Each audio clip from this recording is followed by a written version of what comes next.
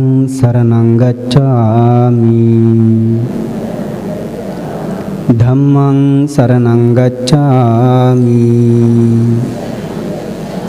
සංඝං සරණං ගච්ඡාමි ဒုတိယံ පි බුද්ධං සරණං ගච්ඡාමි ဒုတိယံ පි ධම්මං සරණං ගච්ඡාමි ဒုတိယံ පි සංඝං සරණං ගච්ඡාමි တတိယံ පි බුද්ධං සරණං ගච්ඡාමි တတိယံ පි ධම්මං සරණං ගච්ඡාමි တတိယံ පි සංඝං සරණං ගච්ඡාමි สารณากมนังสัมปุณนังปานาติปาตาเวรมณีสิกขาปดังสมาธิยามิอดินนาดานาเวรมณีสิกขาปดังสมาธิยามิกาเมสุมิจฉาจาราเวรมณีสิกขาปดังสมาธิยามิ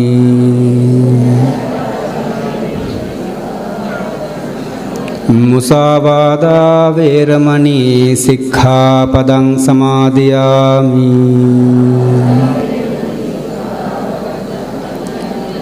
ปิสุนาวาจาเวรมณีสิกขาปดังสมาธิยามิภรุสาวาจาเวรมณีสิกขาปดังสมาธิยามิสัมปัปปลาปาเวรมณีสิกขาปดังสมาธิยามิมิจฉาอาจีวาเวรมณีสิกขาปดังสมาธิยามิติสรเนนสัทธิงอาจีวัฏฐมกสีลังธัมมังสาธุกังสุรักขิตังกัตวาอัปปมาเดนะสัมปาเดตัมบัง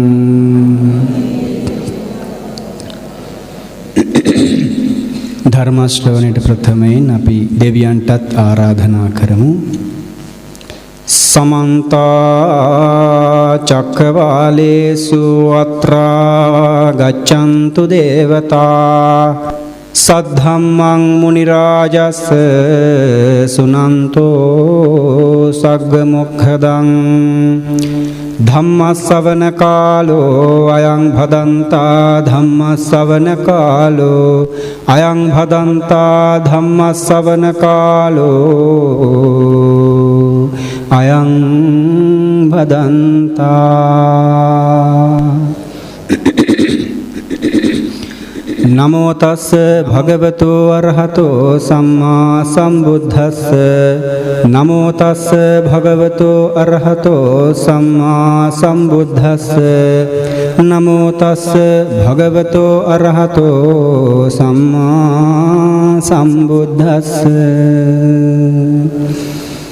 සෝ භගවායිතිපි බුද්ධෝ බුද්ධෝ අතසෝ භගවා තං භගවන්තං බුද්ධං සිරසා නමාමි තස්ස භගවතෝ බුද්ධස්ස අත්තානං පරිච්ඡජාමි පරිච්ඡත්තෝ යේව මේ අත්තා තස්ස භගවතෝ බුද්ධස්ස ශාවකෝ හමස්මි සිස්සෝ හමස්මි චතුසච්චම බුද්ධිත්ථ බෝධේතායෝ පජායත සාමං සච්චානි සම්බුද්ධි තං බුද්ධං පනමාමහං තී. ශ්‍රද්ධාවන්ත වාසනාවන්ත පින්වත්නි, බුද්ධ කියන උත්තම වචනය විස්තර විග්‍රහ කරමින් බුදුරජාන් වහන්සේ සිහිපත් කරමින් ධර්මදේශනාමය බුදුගුණ මානසිකාරයක් සිද්ධ කරන්නටයි සූදානම් වෙන්නේ. ධර්මදේශනාව කෙසේ හෝ වේවා භාවනාවක්මයි.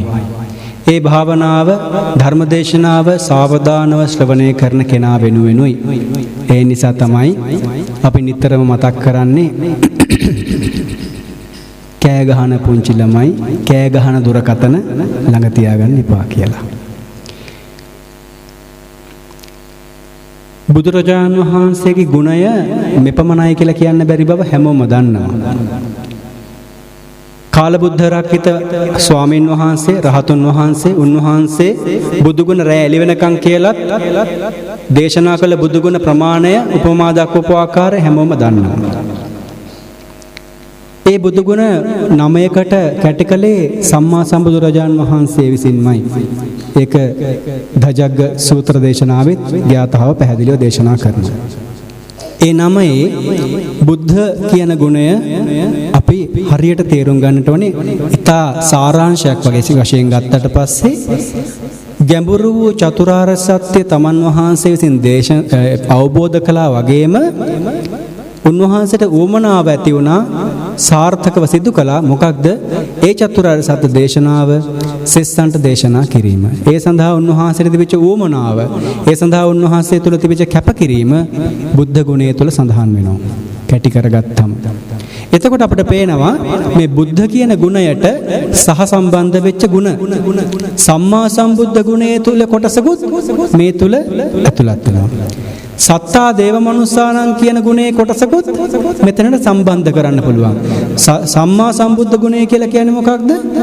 තමන් වහන්සේ ගුරුවරයෙකු රහිතව තමන් වහන්සේ විසින්ම චතුරාර්ය සත්‍ය අවබෝධ කළා කියන එක. එතකොට මෙතන බුද්ධ ගුණයට එතනින් අදාළ වෙන්නේ තමන් වහන්සේ විසින්ම චතුරාර්ය සත්‍ය අවබෝධ කළා කියන කොටස. බුදු ගුරුවරයෙක් රහිත කියන කොටස ඇතුළත් වෙන්නේ නැහැ. එතකොට එතන සම්මා සම්බුද්ධ ගුණයත් එක්ක සම්බන්ධයි. ඊළඟට සෙස්සන්ට දේශනා කිරීමේ ගුණය අපිට පැහැදිලිව ඉතා ලස්සනට විග්‍රහ වෙනවා.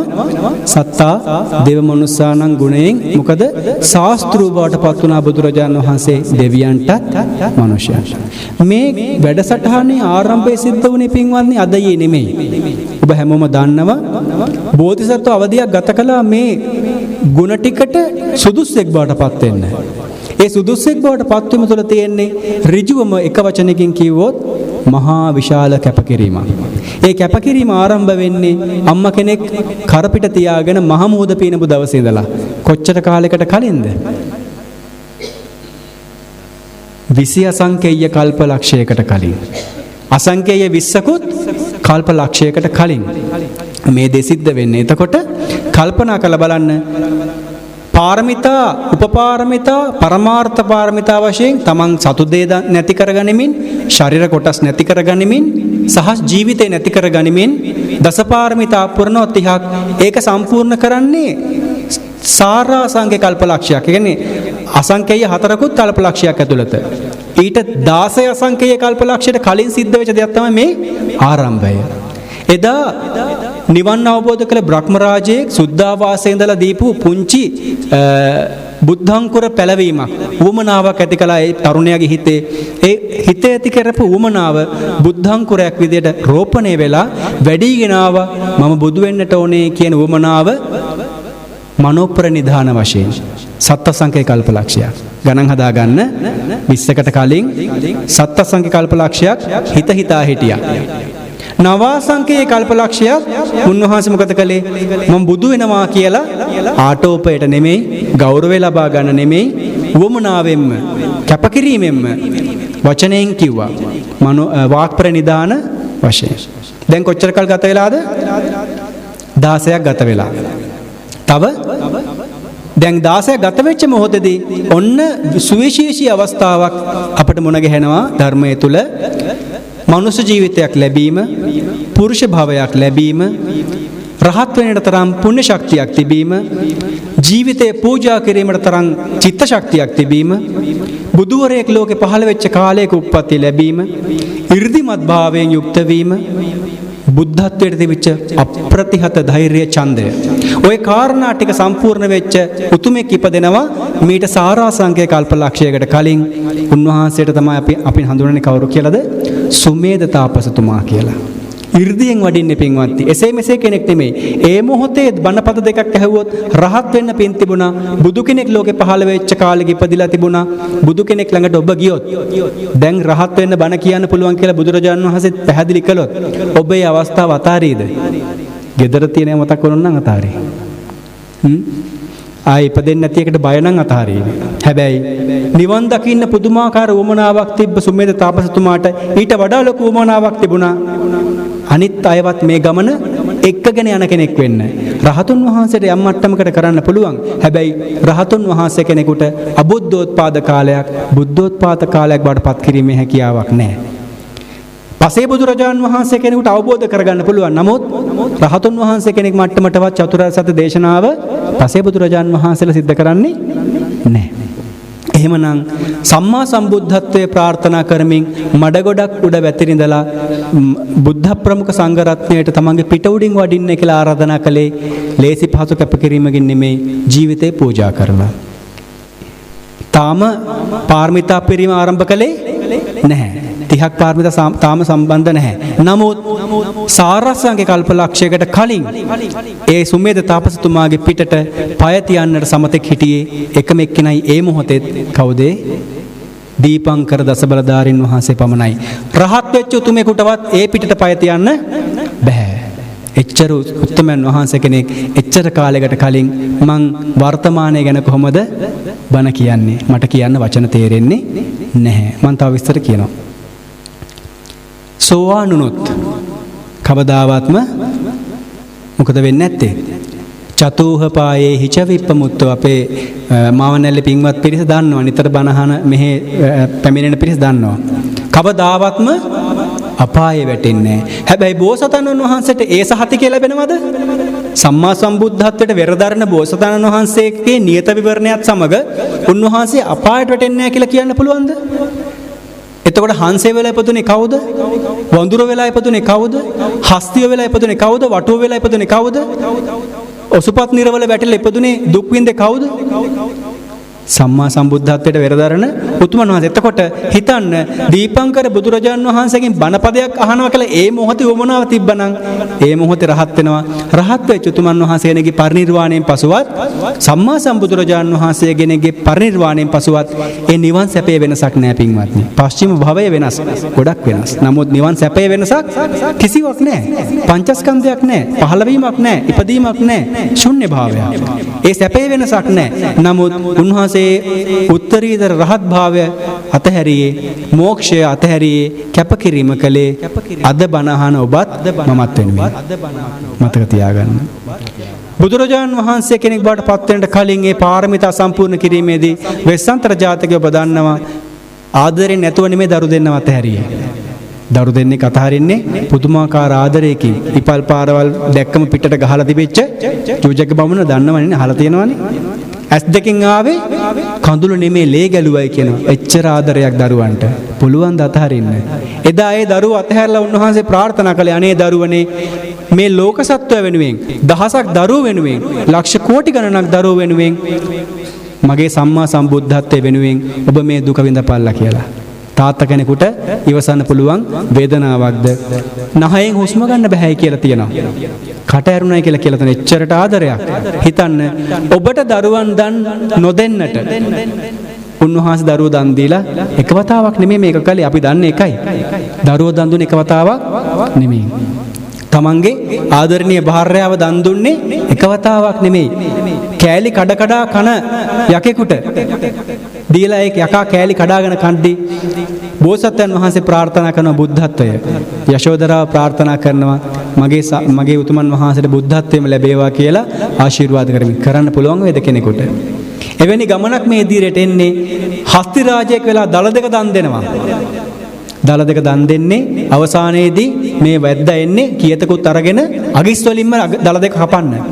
මස් ගොබ පීර දල කපක්දී උන්වහන්සේ වීර්ය පාරමිතාව උපපාරමිතාවක් විදිහට වැඩුවා. මෛත්‍රී පාරමිතාව උපපාරමිතාවක් විදිහට වැඩුවා. ශාන්ති පාරමිතාව ඉවසීම උපපාරමිතාවක් විදිහට වැඩුවා. සීලය මනුෂ්‍ය ඝාතනයක් නොකර උපපාරමිතාවක් විදිහට වැඩුවා. එහෙම කැපකිරීමක් කරලා අපට පුංචි දතේ කැක්කුමක් ඇති වුණත් කොහොම වේදනාවක්ද? උන්වහන්සේ තිරිසන් භවයක ඉඳගෙන නිර්වාණ අවබෝධය වෙනුවෙන් අපි වෙනුවෙන් එවැනි කැපකිරීමක් කළා. ජීවිතයේ කැපකිරීම ගැන මම කොහොමද ඉතින් විස්තර කරන්නේ? ඉන්පසුව මව් කුස පිළිසිඳ ගත්තා සිද්ධාර්ථ කුමාරයා. මව් කුසින් බිහි වුණා. මහ පොළොවේ සත්වරක් පියවර තිබ්බා. ඒ හැම තැනකීම මහ පොළොව නිලුම් මල් උපදවමින් උන්වහන්සේගේ සිරිපතුල් පිළිගත්තා. පිළි අරගත්තට පස්සේ උන්වහන්සේ බලනවා සාමාන්‍ය ක්‍රමය තමයි වැඩිහිටි කෙනෙක් ඉන්නවද වන්දනා කරන්න. සිද්ධාර්ථ පුංචි කුමාරගේ ප්‍රඥාව හොයලා බලනවා එහෙම කෙනෙක් නැහැ. දෙවිවරු බ්‍රහ්මයෝ ഘോഷා කරනවා ඔබ වහන්සේරන් උත්තමයන් වහන්සේ කෙනෙක්. ශ්‍රේෂ්ඨ ජේෂ්ඨ කෙනෙක් මේ ලෝකේ මේ විශ්වයේ අකනිට්ටක බ්‍රහ්ම ලෝකේ බ්‍රහ්මයොත් ඉඳද්දී නිවන් අවබෝධ කළ එහෙම උතුමන් වහන්සේ කෙනෙක් නැහැ. අග්ගෝ හමස්මි ලෝකස්ස ජෙට්ටෝ හමස්මි ලෝකස්ස සෙට්ටෝ හමස්මි ලෝකස්ස කියලා සිංහනාද කරනින් පසුව එච්චර උතුමන් වහන්සේ කෙනෙකුගේ බුද්ධත්වයෙන් පසුව ගුණය කොච්චරක් වෙන්නට ඕනද? ඒ නිසා ඒ ගැන හොඳ අවබෝධයකින් අවධානයකින් බුදුරජාණන් වහන්සේගේ ගුණය සිහිපත් කරන්න. ඒ ගුණය අපට මෙපමණයි කියලා විස්තර කරන්නට බෑ. සම්මා සම්බුද්ධත්වයට පත්වන විට බෝධි මූලයේදීම උන්වහන්සේට ඒ බුද්ධ කියන වචනය ආමන්ත්‍රණයට සුදුස්සෙක් බවට පත් වෙනවා. ඉන් පස්සේ උන්වහන්සේ බලනවා මෙච්චර ගැඹුරු ධර්මයක් කවුරු අවබෝධ කරයිද? තමන් වහන්සේට ආරාධනාවක් ලැබෙන තුරු උන්වහන්සේ එහෙම කල්පනා කළා. සහම්පති මහ බ්‍රහ්මයා ආරාධනා කළා ධර්මයේ දේශනා කරන්න. මේ ධර්මය අවබෝධ කළ හැකි පිරිස ඉන්නවා. තොර චතුරාර්ය සත්‍ය අවබෝධ කළා වගේම ඒ සත්‍ය අන්‍යයන්ට දේශනා කිරීමේ විශාල වමනාවක් බුදුරජාන් වහන්සේ තුල ඇති වුණා. දැන් බලනවා කාටද මම මේක දේශනා කරන්නේ? ආලාර කාලාම සතියකට කලින් මරණයටපත් වෙලා. බුද්ධිමත් පිරිසනේ ධානය වඩපු අයනේ. එයාලට මේක ටිකක් හරි තේරුම් ගන්න පුළුවන්. උද්දක එක දිනකට ඊට කලින් දවසේ මරණයටපත් වෙලා. එහෙමනම් මට උපකාර කරපු පස්වක මහණුන්ට තමයි පස්වක තවුසන්ට තමයි මේක කියලා දෙන්නට ඕනේ කියලා පයින්ම වැඩම කළා. කවුරුත් මේ කියන එක ඇහුවද? නැහැ. අහන්න සූදානම් වුණේ නැහැ. වැඩසටහන වැරදුනා කියලා හිතාගෙන දුෂ්කර ක්‍රියාව නතර කරපු නිසා මොකද කළේ? ගණන් ගන්න නැති වෙන කියලා හිතාගත්තා. නමුත් එහෙම ඉන්න බැරි වුණා. බුදුරජාණන් වහන්සේ දේශනා කරනවා යාව කීවංච මේ භික්කවේ මේසු චතුසු අරිය සච්චේසු එවං ත්‍රිපරිවට්ටං ද්වාදසාකාරං යථාභූතං ඥානදස්සනං නසු විසුද්ධං අහෝසි. මට මේ චතුරාර්ය සත්‍ය සත්‍ය ඥාන කෘත්‍ය ඥාන කෘතඥාන විදිහට 12 ආකාරයකින් ද්වාදසාකාරයකින් අවබෝධ වෙන නොවිච්ච කාලෙදී මම මෙහෙම නේවතාවහම් භික්කවේ සදෛවකේ ලෝකේ සමාරකේ සබ්‍රාහ්මකේ සස්සමන බ්‍රාහ්මණියා පජාය සදේව මනුස්සාය මම මේ කිසිම හේතුවක් නිසා මම සම්මා සම්බුද්ධත්වයට පත් වුණා කියලා පච්චඤ්ඤාසි මම එහෙම කළේ නැහැ. එහෙමනම් අතහම් භික්කවේ දැන් මේකෙන් පස්සේ මම මේ ද්වාදසාකාරය දුක්ඛ සත්‍ය, සමුදය සත්‍ය, නිරෝධ සත්‍ය, මාර්ග සත්‍ය සත්‍ය හතර සත්‍ය ඥාන හතරක් විදිහට කෘත්‍ය ඥාන හතරක් විදිහට කෘතඥාන හතරක් විදිහට මේ ආකාරයට අවබෝධ කළෙන් පස්සේ තමයි මම මේ කියන්නේ මම මේක අවබෝධ කළා මම සම්මා සම්බුද්ධත්වයට පත් වුණා. කොච්චර බැගෑපත් ඉල්ලීමක්ද කියලා කල්පනා කරලා බලන්න. මම මේ කියන එක පොඩ්ඩක් අහන්න. ඒකයි මේ කියන්නේ. මේ ධර්මය පොඩ්ඩක් ශ්‍රවණය කරන්න. මේක අවබෝධ කරගන්න පළවෙනිට හම්බුනේ කොණ්ඩඤ්ඤ තාපසතුමාට. ඉන්පස්සේ දවස් කීපයක් එක දිගට බුදුරජාණන් වහන්සේ මේ වර්ණනා කර විස්තර කර දුන්නා. මේ අය 5 දෙනාව සෝවාන් තත්ත්වයට පත් කළා, රහත් භාවයට පත් කළා, නිර්වාණ අවබෝධයට රැගෙන යන්නේ. සඳහන් වෙනවා පින්වත්නි බුදුරජාණන් වහන්සේ මධ්‍ය මණ්ඩල මහා මණ්ඩල වශයෙන් එතකොට යොදුන් 300 යොදුන් 600 යොදුන් 900 පවා පයින් වැඩම කළා කියලා ධර්ම ශ්‍රවණය කිරීමේ හැකියාව තියෙන කෙනෙක් මුණ ගැහෙනකම් බුදුරජාණන් වහන්සේගේ දේශනාව සිද්ධ කරන්නට බුදුරජාණන් වහන්සේට දැනුනොත් කිසියම් කෙනෙක් ධර්ම අවබෝධය කරන්න පුළුවන් කෙනෙක් ඉන්නවයි කියලා උන්වහන්සේ 이르දියෙන් හෝ පයින් වැඩම කරනවා. බුදුරජාණන් වහන්සේ පුදුමාකාර වමනාවක් අහෝ අච්චරියෝ දිනෝ බුදුරජාණන් වහන්සේ හරි ආශ්චර්යමත් මේ තමන් අවබෝධ කළ ධර්මය තව කෙනෙකුට කියා දීමේ උවමනාව ඇති ආකාරය බැලුවට පස්සේ පුදුමාකාර වමනාවක් අප්‍රතිහත ධෛර්යයක් උන්වහන්සේ තුල තියෙනවා. ඒක ගාථාවකින් මෙන්න මේ ආකාරයට දේශනා කරනවා. සබ්බදා සබ්බ සත්තානං හිතායච සුඛායච උස්සුක්ඛෝ අකිලාසුච අහෝ අච්චරියෝ ජිනෝ. පුදුමාකාර ආශ්චර්යයක් උන්වහන්සේගේ බුද්ධ ගුණය. තමන් වහන්සේ අවබෝධ කළ දේ හරියට රසවත් කෑමක් හංගගෙන කන කෙනෙක් වගේ තනියෙන් රස විඳින එක නොකර බුදුරජාන් වහන්සේ සියලු දෙනා වෙනුවෙන් ධර්ම ප්‍රචාර කටයුත්තේ නියැලුණා. ඒක ශ්‍රාවකයන්ට ඒ ආකාරයෙන්ම දේශනා කළා. මේ විදිහට ධර්මය දේශනා කරන්න උණ ගැහෙන සෑම කෙනෙකුටම. මොකද බුදු කෙනෙක් ලෝකේ පහළ වෙන්නේ බුද්ධ කෘත්‍යයක් සිදු කිරීම සඳහා. ඒ කෘත්‍යයේ අවසාන වෙලා තමයි බුදුරජාණන් වහන්සේ පිරිනිවන් පාන්නේ. ඒ කාලය තුලදී බුදුරජාණන් වහන්සේ තමන්ට කොච්චර බැන්නත්, කොච්චර ගැරහීම් කළත්, තමන්ට කොච්චර විශේෂයෙන් ආදරය දැක්වුවත් ඒ කිසි දෙයකට ඇලීමක් හෝ ගැටීමක් සිදු නොකර ධර්ම දේශනා කරනවා. එක අවස්ථාවක භයානක ගමනක් ගියා. හැමම දන්නවනේ. ආලවක භවනට. සමහර අය කිව්වා ඇතුළට යන්නට එපාය කියලා. බුදුරජාන් වහන්සේගේ ජීවිතයට හානියක් කිරීමට කාටවත් බෑ. එහෙම එකක් තියෙනවා. බුදුරජාන් වහන්සේ ජීවිතේ කවදාවත් උන්වහන්සේ සම්පූර්ණ ඒ අදාළ ආයුෂ කාලය ගත කරලා පිරිනිවන් පානවා. හැබැයි රහතුන් වහන්සේ කෙනෙකුගේ ජීවිතයට හානි කිරීමට කෙනෙකුට පුළුවන්. ඒ නිසා ආනන්තරී කර්ම පහක් තියෙන්නේ. රහතුන් ඝාතනය, බුදුරජාණන් වහන්සේ ඝාතනය කිරීම කියලා ආනන්තරී කර්මයක් නැහැ. එහෙම කරන්නට බෑ. බුද්ධානං ජීවිතංච නසක්කා කේනචි අන්තරායෝ කාතු. හැබැයි බුදුරජාණන් වහන්සේ වැඩම කළා ආලවක භවනට. ආලවක යක්ෂයතොර හිටියේ නැහැ. සාතාගිර හේමවත ගිහිල්ලා චුට්ටක් ඇවිස්සුවා. අන්න බුදුරජාණන් වහන්සේ ඇවිල්ලා ආලවක භවනට. තරහ ගිහිල්ලා දොස් කිව්වා. බුදුරජාණන් වහන්සේ එක්ක සංසන්දනය කරද්දී මහා කේසර සිංහරාජයෙක් එක්ක ආලවක නිකන් හිවලෙක් වගේ තවත් තරහ ගියා. හොඳටම තරහ ගිහලා තමයි බුදුරජාන් වහන්සේ ළඟට දැන් එන්නේ. ඇවිල්ලා මොකද කරන්නේ? බුදුරජාන් වහන්සේ නික්කම සමනාති. සැරෙන් කියන්නට ඇති. යනවා යන්නේ එළියට. අනේ බුදුරජාණන් වහන්සේ දැන් දන්නවා මේ ගෝලයා දැන් මේ මං කියන දේ අහන්නේ නැහැ. බොහොම නිහතමානී ගුරුවරයෙක් විදිහට බුදුරජාණන් වහන්සේ උපක්‍රමයක් යොදනවා. මෙයාගේ තියෙන සැරගතිය ටිකක් අඩු වෙනකන්, මෙයාගේ තරහ ටිකක් අඩු වෙනකන්, බණ අහන්න සූදානම් වෙනකන් පොඩි උපක්‍රමයක් යොදනවා. කියන දේ කරනවා. හරියට බත් කන්න නැති පුංචි පුතෙක් කෑ ගහලා අඬනකොට ඉල්ලන දේ අම්මා දෙනවා වගේ. කියන දේ කරනවා වගේ. වැඩේ කරවන්න ඕනේ. කොහොම හරි මේ බත් ටික කවන්නයි ඕනේ. දැන් බුදුරජාණන් වහන්සේට ඕනේ මේ චතුරාර්ය සත්‍ය අවබෝධ වෙන බව දැනගෙන ඒක කරලා දෙන්න. එහෙම නොවුනොත් ආලවකට මේ අවස්ථාව මගේ හැරෙනවා. පින තියෙන කෙනාට බුදු කෙනෙක් මුණ ගැහුනොත් හරි. නැත්නම් අපි දන්නේ නැහැ අපට ගැළපෙන ධර්මයේ අපිට ගැළපෙන කමඨහන අපි ඒක ගවේෂණය කරන්නට ඕනේ. එදා හිටපුවාට එහෙම නෙමෙයි. බුදුරජාණන් වහන්සේ දන්නවා හරියටම කමඨහන. ඇතුළට එන්නේ කියලා කිව්වා. ඇතුළටත් ආවා. දෙවනි පාරත් එළියට එලෙව්වා. බුදුරජාණන් වහන්සේ ගියා. ආපහු ඇතුළට එන්න කිව්වා. හතුන් පාරක් මොහොම කළාට පස්සේ දැන් තරහ ටිකක් නිවිලා. දැන් එයා වෙන මේ හානි කිරීමට ඉදිරිපත් වෙන්නේ පඤ්ඤන්තං සමන පුච්චිස්සා. ප්‍රශ්න අහනවා. මම යන්නේ එළියට ඕන දෙයක් කරන්න කිව්වා මුලින්. ප්‍රශ්න අහනවා. උත්තර දෙන්නට ඕනේ. නැත්නම් කරන දේ කියලා හොඳ දේවල් ටිකක් කිව්වා බුදුරජාණන් වහන්සේ ජීවිතේට. පරසක්වල ගහනවා, හෘද වස්තුව පලනවා කියලා. බුදුරජාණන් වහන්සේ දේශනා කළා එහෙමනම් කරන්න බෑ. ප්‍රශ්නයක් ඇහුවොත් උත්තර දෙන්න. ඉන්පස්සේ තමයි ගාථාවකින් ප්‍රශ්න අහන්නේ. බුදුරජාණන් වහන්සේ දේශනා කරනවා. බුදුරජාණන් වහන්සේ දන්නවා හරියටම ගැලපෙන ගාථාව, හරියටම ගැලපෙන පිළිතුරු මොනවද කියලා. බුදුරජාණන් වහන්සේ විවිධායගේ ප්‍රශ්න වලට, සමහරට සමාන ප්‍රශ්න වලට විවිධාකාරයෙන් උත්තර දුන්නා. ඒකට හේතුව බුදුරජාණන් වහන්සේගේ විශේෂ ගුණයන් නිසා අපි ටික ඉදිරියට කතා කරනවා. ඒක බුද්ධ ගුණයේම අදාළ කොටස්. බුදුරජාණන් වහන්සේගේ දේශනාවෙන් පස්සේ මොකද වෙන්නේ? ආලවක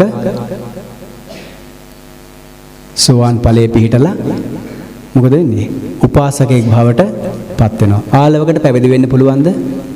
ඇයි බැරි? එයා මිනිසෙක් නෙවෙයි. එහෙනම් එයා කවුද? යක්ෂයා අයිති වෙන්නේ කොහෙටද? ඇත්තටම එයා අයිති අපායේ ඉන්න කෙනෙක් නම් ධර්ම අවබෝධය කරන්න බෑ. හොඳට මතක තියාගන්න. මනුෂ්‍ය දිව්‍ය බ්‍රහ්ම පිරිසට පමණයි බුදුරජාණන් වහන්සේ ඍජුව ධර්ම දේශනා කළේ අවබෝධ කරගන්නට පුළුවන් නිසා. ඒ අය අතරිනුත් මනුෂ්‍යයන් සහ පහළ මට්ටමේ දිව්‍ය ලෝකවල ඉන්න දෙවිවරුන් ඥාන සම්ප්‍රයුක්ත නැත්තම් ත්‍රි හේතුක වෙන්නට ඕනේ ඒ ජීවිතේම අවබෝධ කරගන්නට. එතකොට ආලව කියන්නේ චාතුම් මහා රාජ්‍යකේ බුහුමාටු එහෙම නැත්නම් පහළ මට්ටමේ ජීවත් වන දිව්‍ය කොටසට අයිති වෙන එක්කෙනෙක්. වෙස්සවන දිව්‍ය රාජයාගේ යටතේ ඉන්න අය තමයි යක්ෂයෝ. ඔය ආටනාටේ තියෙන විස්තරය. එතකොට එයාට පැවිදි වීමේ හැකියාව නැහැ. පැවිදි වීමේ හැකියාව තියෙන අනිවාර්යයෙන්ම මිනිස්සෙකුට පමණමයි. නාගයින්නුත් ආවා මනුෂ්‍ය වේශයෙන් බුදුරජාණන් වහන්සේ ළඟට. හැබැයි පැවිදි වෙන්න බෑ. සුදුසු නැහැ. ওই විදිහට බුදුරජාණන් වහන්සේ විවිධ දිහාවල වැඩම කරමින් ධර්ම දේශනා කළා. තවත් අවස්ථාවක ගොවියෙක් ගාවට කීප වතාවක් වැඩම කළා ටිකක් යාළු කරගන්න. යාළු වුණාට පස්සේ පොරොන්දුනා මම බොහොම කෙටියෙන් විස්තර කියන්නේ. අස්වැන්නේ කොටසක් දෙන්නම් කියලා. බුදුරජාණන් වහන්සේ දන්න අස්වැන්නේ ඊට පහුව කලින් දවසේ විනාශ වෙනවායි කියලා අස්වැන්න විනාශ වුණා. මෙයා දැන් පොරොන්දු ඉෂ්ට කරගන්න බැරුව කල්පනා කරනවා. ඉන්පස්සේ බුදුරජාණන් වහන්සේ දේශනා කරනවා තණ්හාය ජායති සෝකෝ කියන ගාථාව හැමෝම දන්නවා. මේ තෘෂ්ණාව කියන දෙය ශෝකයට හේතුවක් බවට පත් වෙනවා. භයට හේතුවක් බවට පත් වෙනවා. තණ්හාය ජායති භයං. තණ්හාය විපමුත්තස නත්ති සෝකෝ කුතෝ භයං. ශෝකයක් නැත්තම් භයක් කොහෙන්ද? ශෝකය කියන එක භය කියන එක මොන සිද්ද පින්වත්නි? ලෝභ සිතද, ද්වේෂ සිතද, මෝහ සිතද? දුක කියන එකත් තරහ කියන එකත් දෙකම ද්වේෂයමයි. අපි මේ දේවල් කතා කරලා දෙනවා මීට කලින්. ඒ නිසා නැවත මතක් කිරීමක් මේ කරන්නේ. එතකොට ශෝකයක් නැත්නම් සාමාන්‍යයෙන් අපි දන්නවා සෝවාන් වෙච්ච සුද්ධෝදන රජතුමාට ශෝකයක් ඇති වුණා රාහුල කුමාරයා පැවිදි කරපු වෙලාවේ. තරහ ගියේ නෑනේ. තරහ කියන ටිකක් ඉහළ මට්ටමක්. ඒක එච්චර ඇති වෙන්නේ නෑ. ඊළඟට සෝවාන් වෙච්ච ආනන්ද ස්වාමීන් වහන්සේට දුකක් ඇති වුණා බුදුරජාණන් වහන්සේ පිරිනිවන් පාන බව දැනගත් මොහොතේම. තරහක් එන්නේ නෑ දුකක් ඇති වෙනවා. එතකොට ආපායන මට්ටමේ වැරදි තරහක් ඇති නොවුනට සෝවාන් උතුමන් වහන්සේගේ එහෙම ස්වභාවයක් තියෙනවා. ඉතින් ඒක තමයි ධර්ම අවබෝධයේ ස්වභාවය. ඉතින් බුදුරජාණන් වහන්සේ ඔය විදිහට ධර්ම දේශනා කරලා නිවන අවබෝධය දක්වා පිරිස රැගෙන ආවා. තව අවස්ථාවක බුදුරජාණන් වහන්සේ වැඩම කරනවා තව ගොවියෙක් ළඟට. ගොවියා ගාවට ගිහලා හිටගත්තා භාරද්වාජ. හිටගත්තම මෙයා දැන් ළඟට ඇවිල්ලා කියනවා මම නම් කසිත්වාච වපිත්වාච බුඤ්ජාමි. තොම්පි සමන කසසුච වපසුච බුඤ්ජසු. මම මේ කොටල වපුරලා අස්වැන්නරන් ජීවත් වෙන්නේ. ඔය හොඳට ඉන්නේ ඔයත් ඉතින් එහෙම කොටල වපුරලා ජීවත් වෙන්න. මේ එක එක්කෙනාගේ ළඟට හිඟමනේ යන්නේ මොකටද කැම ඉල්ලගෙන. මේ කිරිබත් ළඟ තියාගෙන. මොකද කියන්නේ බුදුරජාණන් මමත් බ්‍රාහ්මණය කොටල වපුරලා තමයි ජීවත් වෙන්නේ. බුදුරජාණන් වහන්සේ දැන් අපි ගියා නම් ඒ පුද්ගලයා ළඟට අපි දන්නේ නැහැ මෙයාට ගැළපෙන කමටහන මොකද්ද කියලා. බුදුරජාණන් වහන්සේ හරියටම දන්නවා. සමහර අවස්ථාවල බුදුරජාණන් වහන්සේ අහන එක ප්‍රශ්නෙට තරුණ පිරිස වාඩි වෙනවා බණ අහන්න. බද්ද වගේ කුමාරවරු කාන්තාවක් හොයාගෙන ගියා දන්නවනේ කටින කාලේ කියන බණට හැමෝම අහලා තියෙනවනේ. මේ අபிසාරිකාවක් තමන්ගේ ආභරණ ටිකක් හොරකම් කරන්න පැනලා ගියා. මේ ගෑනු කෙනා හොයාගෙන යන ගමන් බුදුරජාණන් වහන්සේගෙන් අහනවා මේ දැනින් කාන්තාවක් ගියාද කියලා. බුදුරජාණන් වහන්සේ එක ප්‍රශ්නයක් ඇහුවේ. තමන් ගැන හොයන එකද වැදගත් අනුන් ගැන හොයන එකද? වෙන අපි ඇහුවොත් නම් අපි දන්නේ නැහැනේ ගැළපෙන ප්‍රශ්නේ මොකක්ද කියලා. අනේ වාඩි වුණා ඇත්තනේ නං. එහෙම අවබෝධයක් බුදුරජාණන් වහන්සේ තුල තියෙනවා. ඉතින් කසී භාරද්වාජ එහෙම ඇහුවම් බුදුරජාණන් වහන්සේ මමත් කොටල වපුරලා තමයි ජීවත් වෙන්නේ. කෝ මේ නගුල? කෝ නගුලිස මේ කෝ මේ කෙවිට? ඒව නැහැනේ. ඒතකොට බුදුරජාණන් වහන්සේ හරියටම ගාථාවෙන් විස්තර කළා දෙනවා සද්ධා බීජං තපෝ උට්ටි පඤ්ඤාමේ යුගනංගලං හිරීසා මනෝයතං සතිමේ පාලපාචනං. ආදී වශයෙන් මේ ධර්මකාරණ ප්‍රඥාව සිහිය සීලය මේ තපස ගැන විස්තර කරමින් අනේ අවබෝධ වෙනවා. එතනින් පස්සේ දැන් පූජා කරනවා කිරිබත් ටිකක්. එහෙනම් භාග්‍යතුන් වහන්සේ මේක වළඳන්න. බණ කියලා අපි කෑම ඉල්ලන් කන්නේ නැහැ. ගාථාපි ගීතම් මේ අභෝජනීයං. ඉන්පස්සේ මොකද කරන්නේ? අරක සතුන් නැති වතුරට හරි දාන්න කියනවා. දැම්මට පස්සේ මේක වළඳන්න සුදුසු කෙනෙක් තව නැහැ. බුදුරජාන් වහන්සේ හොස් ශ්‍රාවකයෝ ඇරෙන්න. අරක චිටි ගාලා පුරනවා. තව තවත් පැහැදුනා තව තවත් භයටපත් වුණා. බුදුරජාන් වහන්සේ ළඟට වන්දනා කරලා තමන්ව පැවිදි කරන්නයි කිව්වා. උපසම්පදා කරන්න කිව්වා. වැඩි කල් යන්න ඉස්සෙල්ලා මොකද උනේ? භාරද්වාජ රහත් භාවයට පත් වුණා. ඒක තමයි ඒක බුදුරජාන් වහන්සේලා ධර්ම අවබෝධය ඒ ධර්ම අවබෝධයත් සමග අන් කෙනාට ධර්මය අවබෝධ වෙන ආකාරය ඉතා හොඳින් දන්නවා. ඒ නිසා ඒ ආකාරයෙන් ඉතා ක්ෂණිකවම ධර්ම අවබෝධය කරවන්නේ. සාතාගිර හේමවත දෙන්න පෙර බුද්ධ ශාසනයක බණ අහලා හේමවත එනවා බණ ධර්ම දේශනා කරන පැත්තට සාතාගිර බණ අහලා යනවා. යනකොට අහනවා කොහොමද මේ කෙනා බණ ඇහුවද බුදුරජාන් වහන්සේගෙන්? බුදුරජාණන් වහන්සේ මොන වගේ කෙනෙක්ද? බුදුරජාණන් වහන්සේගේ මනස බොහොම නිශ්චල නිවහල් එකක්ද? බුදුරජාණන් වහන්සේ සැප දුක ඉදිරියේ නැත්තම් තමන් ප්‍රිය අප්‍රිය ඉදිරියේ සැලෙන කෙනෙක්ද කියලා අහනවා ප්‍රශ්නයක් ගාථාවකින්. මෙන්න මේ විදිහට කච්චි මනෝ සුපනිහිතෝ සබ්බ භූතේසු තාදිනෝ කච්චි ඉට්ඨේ අනිට්ඨේච සංකප්පාසවසී කතා. ඔය ප්‍රශ්නෙට අහන්නේ කච්චි මනෝ සුපනිහිතෝ මනස සංවර කෙනෙක්ද? සබ්බ භූතේසු තාදිනෝ සියලු සත්වයෝ කෙරෙහි තාදී ගුණයෙන් යුක්තයිද? සම්මා සම්බුදුරජාන් වහන්සේට රාහුල ස්වාමීන් වහන්සේත් එකයි, සෝපාක ස්වාමීන් වහන්සේත් එකයි. තමන් වහන්සේගේ පුතා ගිහි කල පුතා කියලා විශේෂත්වයක් නැහැ. ආලවක යක්ෂයාත් එකයි, දේවදත්තත් එහෙමයි, චන්නැමතිත් එහෙමයි, සාරිපුත්ත මහරහතන් වහන්සේත් ඒ විදිහමයි. උන්වහන්සේගේ කිසිදු ඇලීමක් හෝ ගැටීමක් නැහැ. ගුණේ වර්ණනා කිරීම තියෙනවා. ගුරුවරයෙකුගේ ලක්ෂණයනේ. ගුරුවරයෙක් තමන්ගේ ගෝලයාගේ ගුණේ වර්ණනා කරනවා. එහෙම දේවල් තියෙනවා. නමුත් විශේෂයෙන් ඇලීමක් ගැටීමක් බුදුරජාන් වහන්සේගේ නැහැ. එතකොට සාතාගිර හේමවතට කියනවා දැන් මග මේ සාකච්ඡාව අහගෙන ඉන්නව කාන්තාවක් නාගා කියලා මේ අහස සිද්ධ වෙන සාකච්ඡා මේ දිව්‍ය සභාවේ පිරිසනේ සාතාගිර හේමවත මේක අහගෙන මිනිස්සේ මනුෂ්‍ය කාන්තාවකොත් බුදු ගුණ අහලා සෝවාන් වෙනවා පින්වත්නි. මේ සාකච්ඡාව අහලා එච්චර විස්තරයක් කෙරෙන්නේ. සාතාගිර විස්තර කරනවා මනෝචස්ස සුපනිහිතෝ සබ්බ භූතේසු තාදිනෝ අතෝ ඉට්ඨේ අනිට්ඨේච සංකප්පාසවසී කතා. එයා ඒ මඹ බණහපු උතුමන් වහන්සේ මේ විදිහට මනස සංවර කරගත්ත කෙනෙක්. උන්වහන්සේ සියලු සත්වය කෙරෙහි තාදී ගුණයෙන් යුක්තයි. ඉෂ්ට අනිෂ්ට අරමුණු ඉදිරියේ උන්වහන්සේ සංකල්පනාව, උන්වහන්සේගේ අරමුණ, උන්වහන්සේගේ භාවනාව වෙනස් කරන්නේ නැහැ. ලෝභ දෝෂ ඇති වෙන්නේ හටගන්නේ නැහැ කියලා. ගාථා ලස්සන ගණනාවකින් විස්තර කරනවා සම්මා සම්බුදුරජාණන් වහන්සේගේ ගුණය. එතකොට කෙනෙක්ට කල්පනා වෙන්න පුළුවන් බුදු ගුණ අහනකොටම සෝවාන් වෙන්න පුළුවන් කියලා. බුදු ගුණ අහනකොටත් සෝවාන් වෙන්නට පුළුවන්. නමුත් ඒකට චරණ ධර්ම වලට අමතරව විද්‍යා ධර්ම සසරේ වඩලා තියෙන්නට ඕනේ. දැන් අපිට මොන ගහනවා වැටකොළු මල් 4ක් අරන් ගිය කෙනෙක් ස්කවේක් යනලා මැල දිව්‍ය ලෝකෙ ගියා. ඉන්පස්සේ ඊට වඩා අපි අහලා තියෙනවා කාන්තක අශ්වයා දිව්‍ය ලෝකෙ ගියා බණ අහලා සෝවාන් වුණා. ඊළඟට මණ්ඩුක ගෙම්බෙක් බණ අහලා දිව්‍ය ලෝකෙ ගියා සෝවාන් වුණා. බුදුරජාන් වහන්සේ දැකීමෙන්ම සමහර අය මේ මට්ටමට එන්න එකවර සිද්ධ වෙන දෙයක් නෙමෙයි පින්වත්නි. පැහැදිලිවම ධර්මයේ සඳහන් වෙන ආකාරයට චරණ ධර්ම වලට අමතරව මේ ඔබ කියන මේ සීල සහ ආදී සමාධි ආදී පින්කම් කරන කටයුතු වලට අමතරව විද්‍යා ධර්ම වැඩිම එහෙම නැත්නම් ධර්මය ප්‍රගුණ කිරීම ගැඹුරු ධර්මය ඉගෙන ගැනීම සසරේ සිද්ධ කරපු අය තමයි ටිකක් බුද්ධ කියන වචන ඇහෙනකොටම ඒ පැත්තට හැරෙන්නේ. එහෙම පුක්කුසාති බ්‍රාහ්මණයා ඒත් ඒ විදියයිනේ. එයා බොහොම මුදල් හදල් තිබෙච්ච කෙනෙක්. බුදුරජාණන් වහන්සේ සිද්ධාර්ථ කුමාරයා වගේම ගිහිගේ එපා වෙලා සියලු සම්පත් දාලා යන්න ගියා.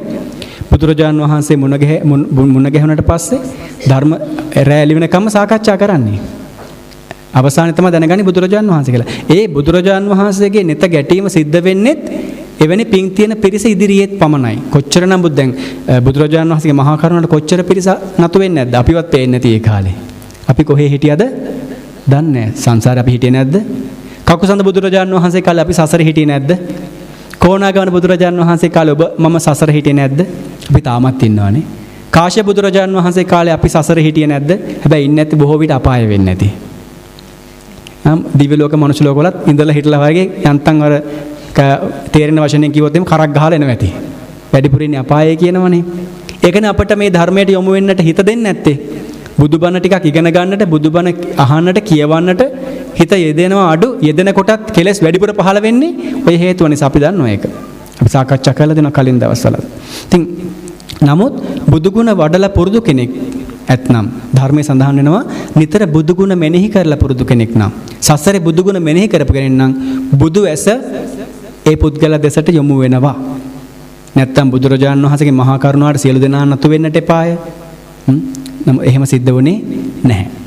බුදුරජාණන් වහන්සේ ධර්ම අවබෝධයට සුදුසු කෙනා නිරීක්ෂණය කරලා බණ කියන. එක්කෙනෙක් හරි ධර්ම දේශනා කරන ස්ථානයේ ඉන්නවනම් උන්වහන්සේ ධර්ම දේශනාව සිද්ධ කරනවා. අනිත් කාරණා තමයි මේ ධර්ම දේශනාවේදී මට බණ කියනවා වගේ ඇහෙනවා. මම කියනකොට නම් මම අර හිටවපු විදුලි පංකාවක් වගේ ඔළුව මෙහෙට කරකවන්න ඕනේ. එහෙට කරකවන්න S2 බලන්න නැත්තම් නිදිමත එනවා. මට නෙමෙයි අහන අයට. ඒකෙන් මම මූණ පේන විදිහට වාඩි කරවන්නේ. එහෙම නැත්නම් අපට දැනෙන්නේ නැහැ. නොදැනීම ඒ අවධානය නැතුව යනවා. නමුත් බුදුරජාණන් වහන්සේ ධර්ම දේශනා කරද්දී මේ පැත්තේ ඉන්න අමලටත් ඒ දිහා බලන් කියනවා වගේ, මේ පැත්තේ ඉන්න තාත්තලට ඒ දිහා බලන් කියනවා, ඔයයි දිහා බලන් කියනවා වගේ, මටම මේක ගැලපෙන්නා වගේ, මටයි මේ බණ කියන්නා වගේ පුදුම අවධානයක් බුදුරජාණන් වහන්සේ දෙසට යොමු වෙනවා. ඒ ගැන විස්තර කරන්න මම දන්නේ නැහැ. මගේ ධර්ම අවබෝධය මදි. මට ඒක තේරෙන්නේ නැහැ. බුද්ධ ඥාන ඒ කාරණාවලට හේතුවක් බවට පත් වෙනවා. බුදුරජාණන් වහන්සේගේ 14ක් බුද්ධ ඥානයන් තියෙනවා. ඒ ඥාන බුදුරජාණන් වහන්සේගේ ගුණයන් හා සම්බන්ධ වෙනවා. ඒකෙන් අපි විස්තර කරමු 14ම. දුක්ඛේ ඥානං බුද්ධ ඥාන. අපි මීට කලින් දවසක මේක සාකච්ඡා කළා. චතුරාර්ය සත්‍ය කතාව අපි මාවනැල්ලේ පින්වත් පිරිස දන්නවා. දුක්ඛ සමුදය ඥානං බුද්ධ ඥානං. දුක්ඛ නිරෝධේ ඥානං බුද්ධ ඥානං. දුක්ඛ නිරෝධගාමිනී පටිපදාය ඥානං බුද්ධ ඥානං. චතුරාර්ය සත්‍ය අවබෝධය බුදුරජාණන් වහන්සේගේ ඥානය. ඒ ඥානය ශ්‍රාවකයන් වහන්සේලාට ඇති කරගන්නට පුළුවන්ද බැරිද? පුළුවන්. ඊළඟට අත්තපටිසම්භිදේ ඥානං බුද්ධ ඥානං. ධම්මපටිසම්භිදේ ඥානං බුද්ධ ඥානං. නිරුක්තිපටිසම්භිදේ ඥානං බුද්ධ ඥානං. පටිභානපටිසම්භිදේ ඥානං බුද්ධ ඥානං. මේ හතර අර්ථ ධම්ම නිරුක්ති පටිභාන වශයෙන් මේකත් ශ්‍රාවකයන් වහන්සේලාට ඇති කරගන්නට පුළුවන්. අපි ඒ ටික කෙටියෙන් සාකච්ඡා කරමු. දුක හිතිලා තියනවාද? ඒ දුක ඇති වුණේ තමන් කැමති දේ සිද්ධ වුණේ නැති නිසා. මරණය දුකක් කියන අත්දැකීම සසර මතක නැති නිසා මතක නැහැ. තාම මේ ජීවිතේ මැරුණ නැති නිසා දන්නේ නැහැ. ඉපදිච්ච හැටි මතකද? අම්මගේ කුසේ හිටියා මතකද? දැන් මම පැය එකමාරක් විතර බණ කියද්දි ඔහොම ඉන්න පුළුවන්ද? එරමිනිය ගොතාගෙන මේ තාත්තලට ඉන්න පුළුවන්ද? මේ මාස 9ක් හිටියේ කොහොම ඉන්නේ නැද්ද? මතක නැති එකම හොඳයි. එරමිනිය ගොතාගෙන අත් දෙකත් ගැට ගහගෙන මේ පරපෝෂිතයෙක් විදිහට අනුන්ගෙන් යැපෙමින් පරපෝෂිතයෙක් බට එකකින් කැමෙනවා රහක් දැනෙන්නෙත් නැහැ, කට අරින්නත් බෑ, ඇස් අරින්නත් බෑ. ඇයි ඕජා පිරිච්ච ජලයක ඉන්නේ? මේ සියල්ල බුදුරජාණන් වහන්සේ දැක්කා. ඉපදෙනකොට දුක නම් අම්මලාගෙන් ඇහුවොත් කියයි. ඉපදෙනකොට දරුවට ඇති වෙච්ච දුක ඒත් අපිට මතක නැහැ. මට නම් මතක නැහැ. ඇදලා ගන්නවලු මේ මට මතක නැහැ. අම්මලා දරුවෙක් බිහි කරපුවම කෙනෙක් ඒ ගැන කියයි. එතකොට ඒ જાතිය දුකක් නම් ජරාවටපත් වීම වයසට යන එක ගැන දුකයි නම් ලෙඩ වෙන එක ලෙඩක් නොහැදිච්ච කෙනෙක් නැහැනේ දුකයි නම් ඒ දුක අපට දැනුනේ බොහොම යන්තමට. බුදුරජාන් වහන්සේ අවබෝධය උපරිම තලයට ගිහින් තියෙන්නේ. මරණයේ දුක, ප්‍රියයන්ගෙන් වෙන්වීමේ දුක, අප්‍රියයන් සහ එකතු වීමේ දුක. යමක් බලාපොරොත්තු වේ නම් ඒක නොවීමේ දුක. මම මේ ධම්මචක්ක සූත්‍රය විස්තර කරන්න කොටස කියන්නේ. මම ඊළඟ කරන මහා කරුණා විස්තර කරද්දී කියන්නේ ඒක මෙතනට ගැලපෙන්නේ නැහැ එච්චරම. ඒ දුක් සම්බන්ධව. එතකොට 12 ආකාරයක දුක් බුදුරජාණන් දේශනා කරනවා. මේවෙන් අපිට දැනෙන්නේ බොහොම ටිකයි. මනුෂ්‍ය ජීවිතේ දුකයි කියලා කිව්වට අපිට ඒක එච්චර පිළිගන්න කැමැත්තක් නැහැ. අපි පුළුවන් තරම් උත්සාහ කරන්නේ එකතු කරන්නමයි. එකතු කරනම තරමට දුකයි. දරුවෙක් දරුකමට එක හදාගෙන දරුවට ආදරය කරන තරමට දුකයි. කිසා ගෞතමට ඒක නෙවුනේ. ඒ දුක කියන එක අවබෝධ කළ යුතු දෙයක්. ඒක සත්‍යයක්. මේ ලෝකේ පවතින දෙයක්. ඒක සත්‍යක් විදිහට බුදුරජාණන් වහන්සේ අවබෝධ කළා පිරිසිදු දැන ගැනීම වශයෙන්. ඒක කෘත්‍ය ඥානයක් විදිහට බුදුරජාණන් වහන්සේ අවබෝධ කළා. ඒක පිරිසිදු දැනගන්න යුතුයි. කෘතඥාන විදිහට සම්පූර්ණ දැනගෙන අවසానයි. දුක්ඛේ ඥාන. දුක්ඛ සමුදයයින් ඒ මොකද්ද? දුක්ඛ සමුදය කියන්නේ මොකද්ද? දුකට හේතුව මොකක්ද? වයසට යාම. තෘෂ්ණාව. ලෝභය. තෘෂ්ණාව තමයි ප්‍රධානම කාරණාව. තෘෂ්ණාවමයි දුකට හේතුව ඇති කරවන්නේ. එතකොට චෛතසික වශයෙන් ගත්තට පස්සේ අපි සියලුම චෛතසික ධර්මයන් මොනවාද ලෞකික සිත්වල දුක්ඛ සත්‍යයට යොදලා කතා කරනවා. ලෝභ කියන චෛතසිකය සමුදය සත්‍ය විදිහට අපි නම් කරලා කතා කරනවා. අභිධර්ම කාරණා දන්නවනේ ටිකක් නේද? ලෝකෝත්තර සිත්වල ඒ චෛතසික වශයෙන් ගත්තට පස්සේ ඒව මාර්ග සත්‍යයට තමයි ඇතුළත් වෙන්නේ. සම්මා දිට්ඨි සම්මා සංකප්ප වශයෙන් ප්‍රඥා විතක්ක චෛතසික. එතකොට ওই විදිහට මේ සියල්ල චතුරාර්ය සත්‍ය වශයෙන් අවබෝධ කළේ සම්මා සම්බුදුරජාන් වහන්සේ බෝධි මූලයේදීමයි. බෝධි මූලයේදී අවබෝධ කළාට පස්සේ තවත් අවබෝධ කරන්න විශේෂ දෙයක් තිබුණේ නැහැ. නමුත් අභිධර්මය මෙනෙහි කරනකොට උන්වහන්සේ තවත් මොකද උනේ? සවනක් ගන්න බුදුරැස් විහිදෙන්නට පටන් ගත්තා. බුදුරජාන් වහන්සේගේ ගුණයන්. ඊළඟට අර්ථ ධර්ම නිරුක්ති පටිභාන. බුදුරජාන් වහන්සේ හරියටම දන්නවා යම්කිසි ඵලයක් හටගන්නට හේතුව මොකක්ද කියලා. ඒක අත්පටිසම්භිදේ ඥාන. කිසියම් ඵලයකට හරියටම හේතුව නිසා හටගන්නා ඵලය මොකක්ද කියලා. බුදුරජාන් වහන්සේ හරියටම දන්නවා. කිසියම් කෙනෙක් අපි හිතමු කුජුත්තරා කුදු වෙලා ඉපදුනා. එයා කුදු වෙලා ඉපදෙන්නට හේතුව අර්ථ ධර්ම වශයෙන් බුදුරජාණන් වහන්සේ හරියටම දන්නවා.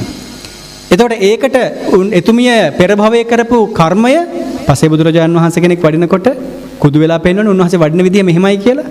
ඒ කාරණාව බුදුරජාණන් හරියටම දන්නවා. ඊළඟට පටිච්චසමුපාදය ගත්තට පස්සේ මේ කාරණා ටිකක් ගැඹුරුයි. විස්තර නොකර මේ බුදුගුණ විස්තර කරන්නට බෑ. අවිජ්ජා පත්‍ය සංඛාරා කිව්වට පස්සේ අවිජ්ජා සංස්කාර කියන එක අර්ථය.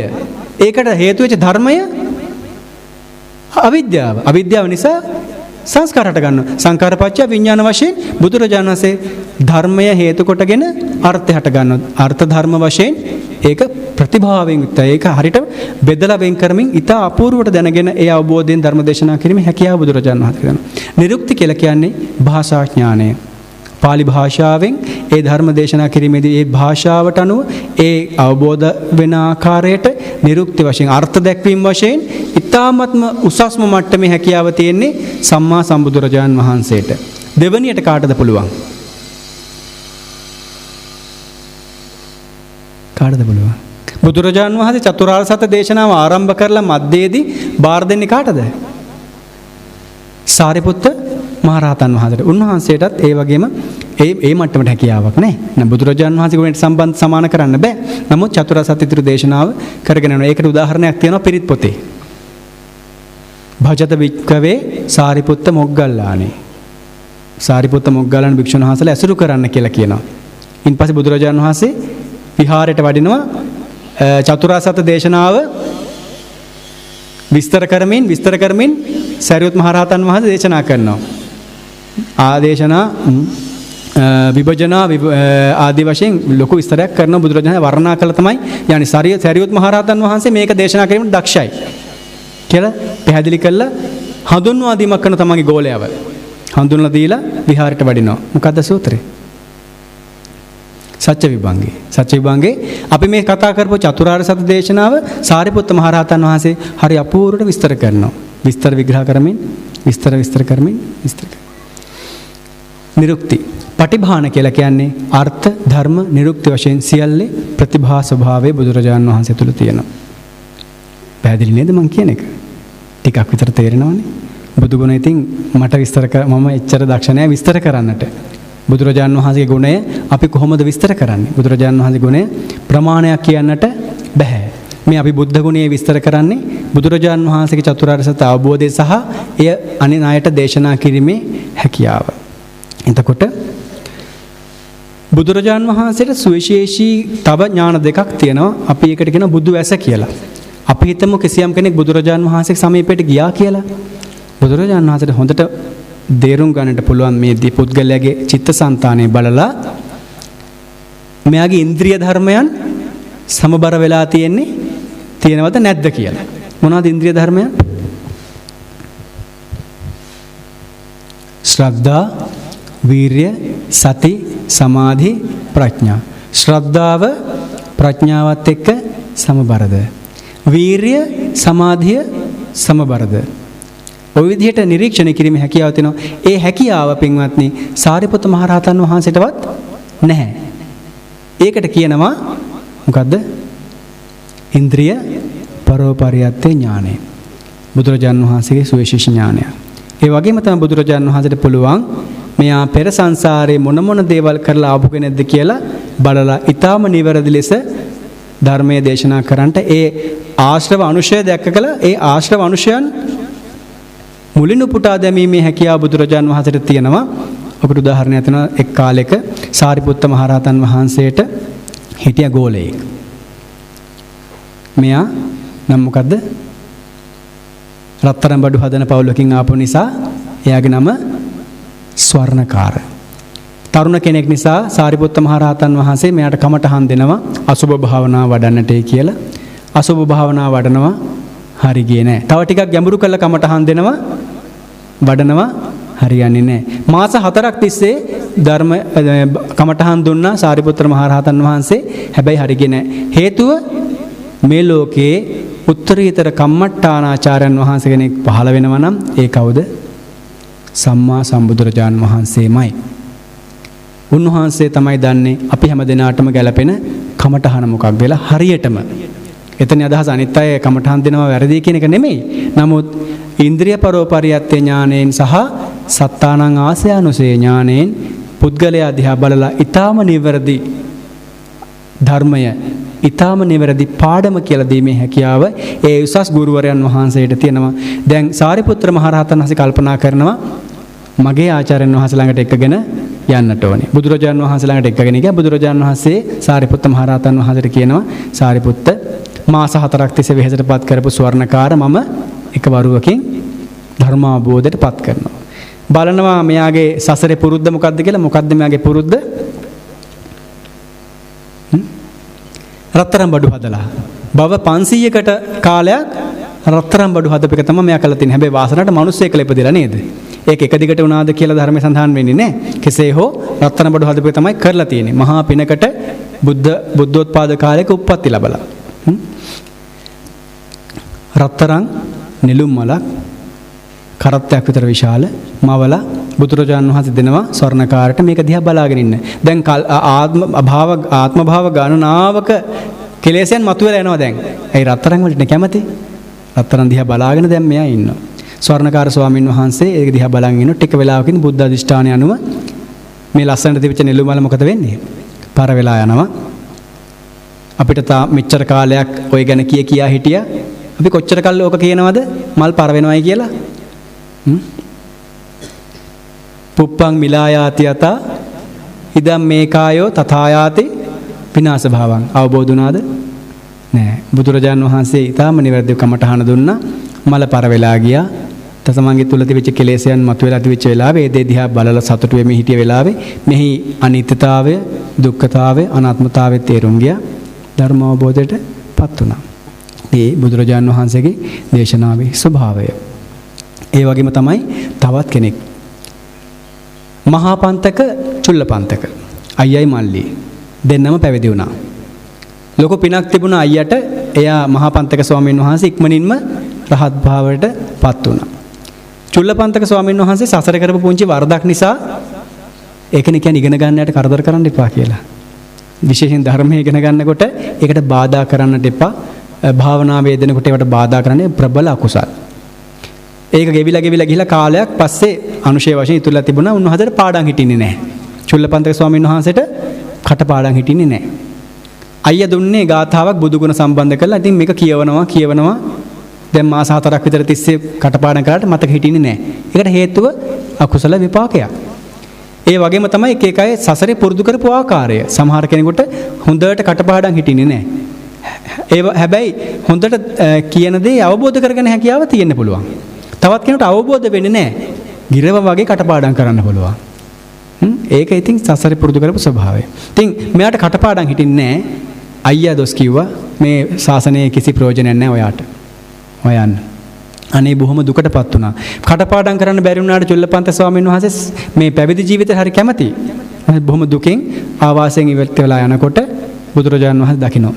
දැකලා ගම ඉදිරි මගට වැඩලා කොහෙද චුල්ලපන්ත කියන්නේ?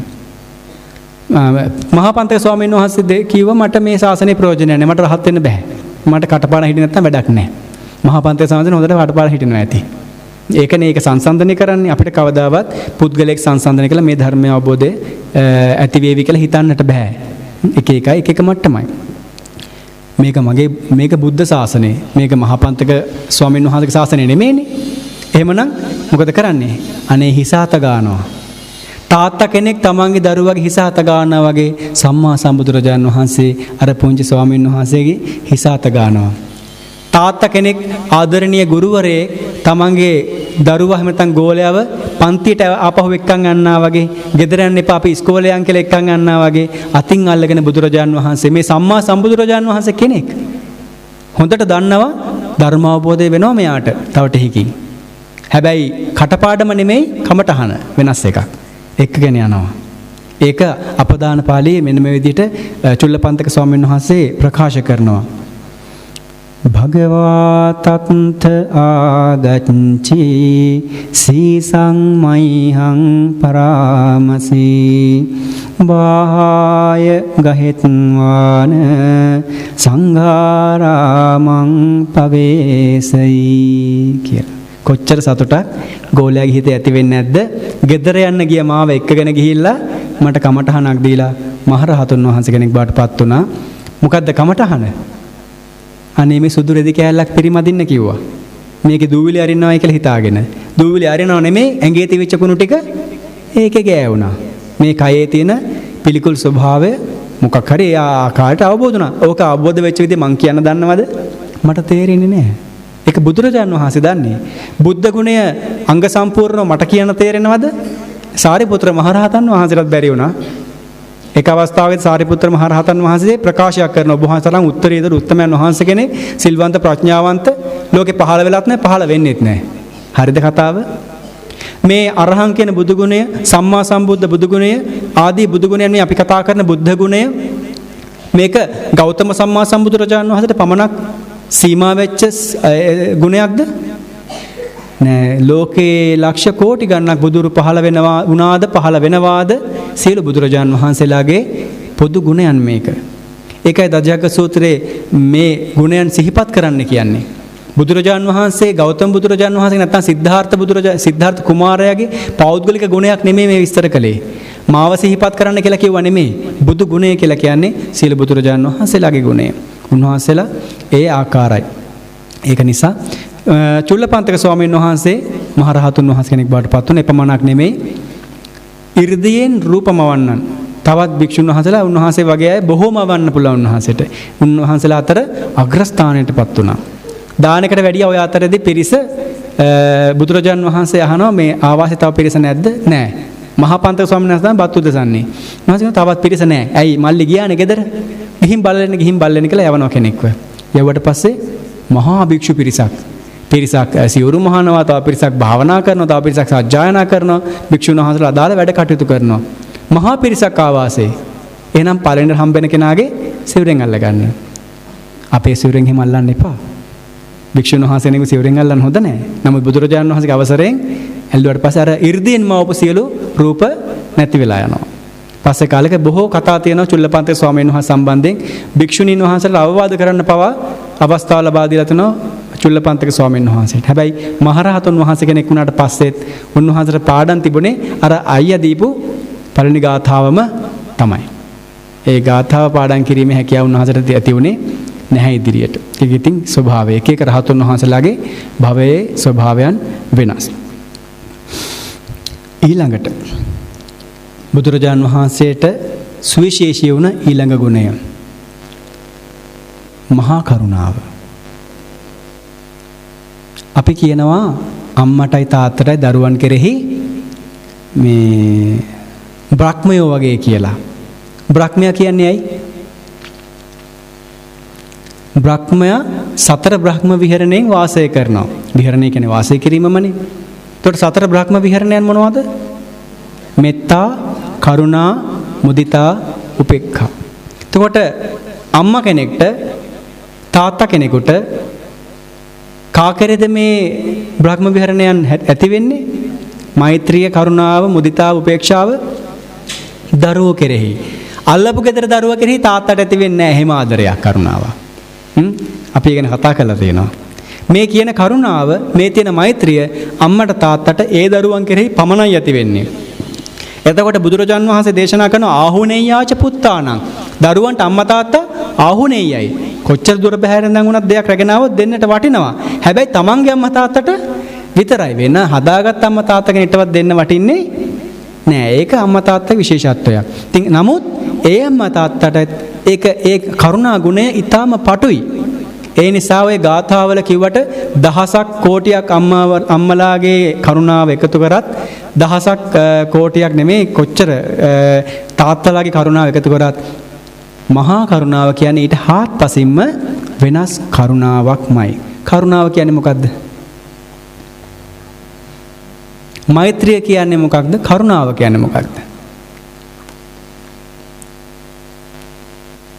කරුණාව, මෛත්‍රිය කියලා කියන්නේ සියලු සත්වයන්ගේ වෛර නැති වෙත්වා, මෛත්‍රී සහගත මිත්‍ර ස්වභාවය ඇති වෙත්වා, එකිනෙක කෙනා අතර ගැටෙන ස්වභාවය නැති වෙත්වා, ඒ සංසිඳුණු සිත් ඇත්තෝ වෙත්වා කියන සිතුවිල්ලක් ලෝක සත්වය කෙරෙහි පහළ වෙනවා. එතකොට කරුණාව ඊට වෙනස් වෙනවා.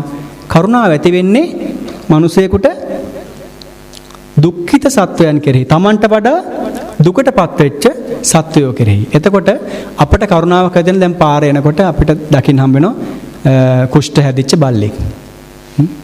අනේ පව්. ඒ දුකට පිහිට වෙන්න අපට හිතෙනවා. නේ එහෙම නේද? හිතෙනවද දන්නේ නැහැ. හිතෙනවද? කකුලක් නැති හිඟන මිනිස්සෙක් බත් එකක් අරන් දෙන්න හරි හිතෙනවා. එතකොට අපේ හිතේ හට ගන්නවා කුසල් සිතක්. ඒ කුසල් සිතේ තියෙනවා කරුණාව කියන චෛතසිකය.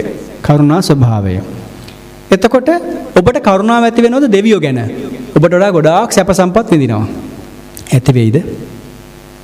අනේ පව් මේ දෙවියෝ අපිට වඩා ගොඩාක් සැප සම්පත් විඳිනවා කියලා හිතනවද? නැහනේ. එතකොට සාමාන්‍ය එහෙම නැතුව මෙහෙම හිතමුකෝ. ඔබ හොඳට දන්න යාළුවෙක් ඉන්නවා, හොඳ පොහොසත්. දැන් ඉස්සරට වඩා බස් වලට බස් එකක් එනකම් බලන් ඉන්න ඔබ, එයා යනවා ලොකු වාහනයකින්. එතකොට මොකක්ද ඔබට ඇති වෙන්නේ? සාමාන්‍යයෙන් නම් අවංකව කියන්නේ. අවංකව කිව්වොත් ඊර්ෂ්‍යාවක් ඇති වෙනවා. ඊර්ෂ්‍යාව ඇති වෙලා සතර සතිපට්ඨානේ වඩන කෙනා නම් පස්සේ දැනගන්න ඕනේ ඊර්ෂ්‍යාවක් ඇති වුණා, ලැජ්ජා කරගන්න තමන්ටම. ඊට පස්සේ ඒක හරව ගන්න ඕනේ මොකටද? අනේ හොඳයි කියලා. මොකද්ද ඇති වෙන්නේ එතකොට? මොකද්ද ඇති වෙන්නේ? සැප විඳින සත්වයන් පිළිබඳව සතුටු වෙන ස්වභාවය. අනේ හොඳයි. අනේ ඒ තව මල් පිපියන් කියලා හිතනවා.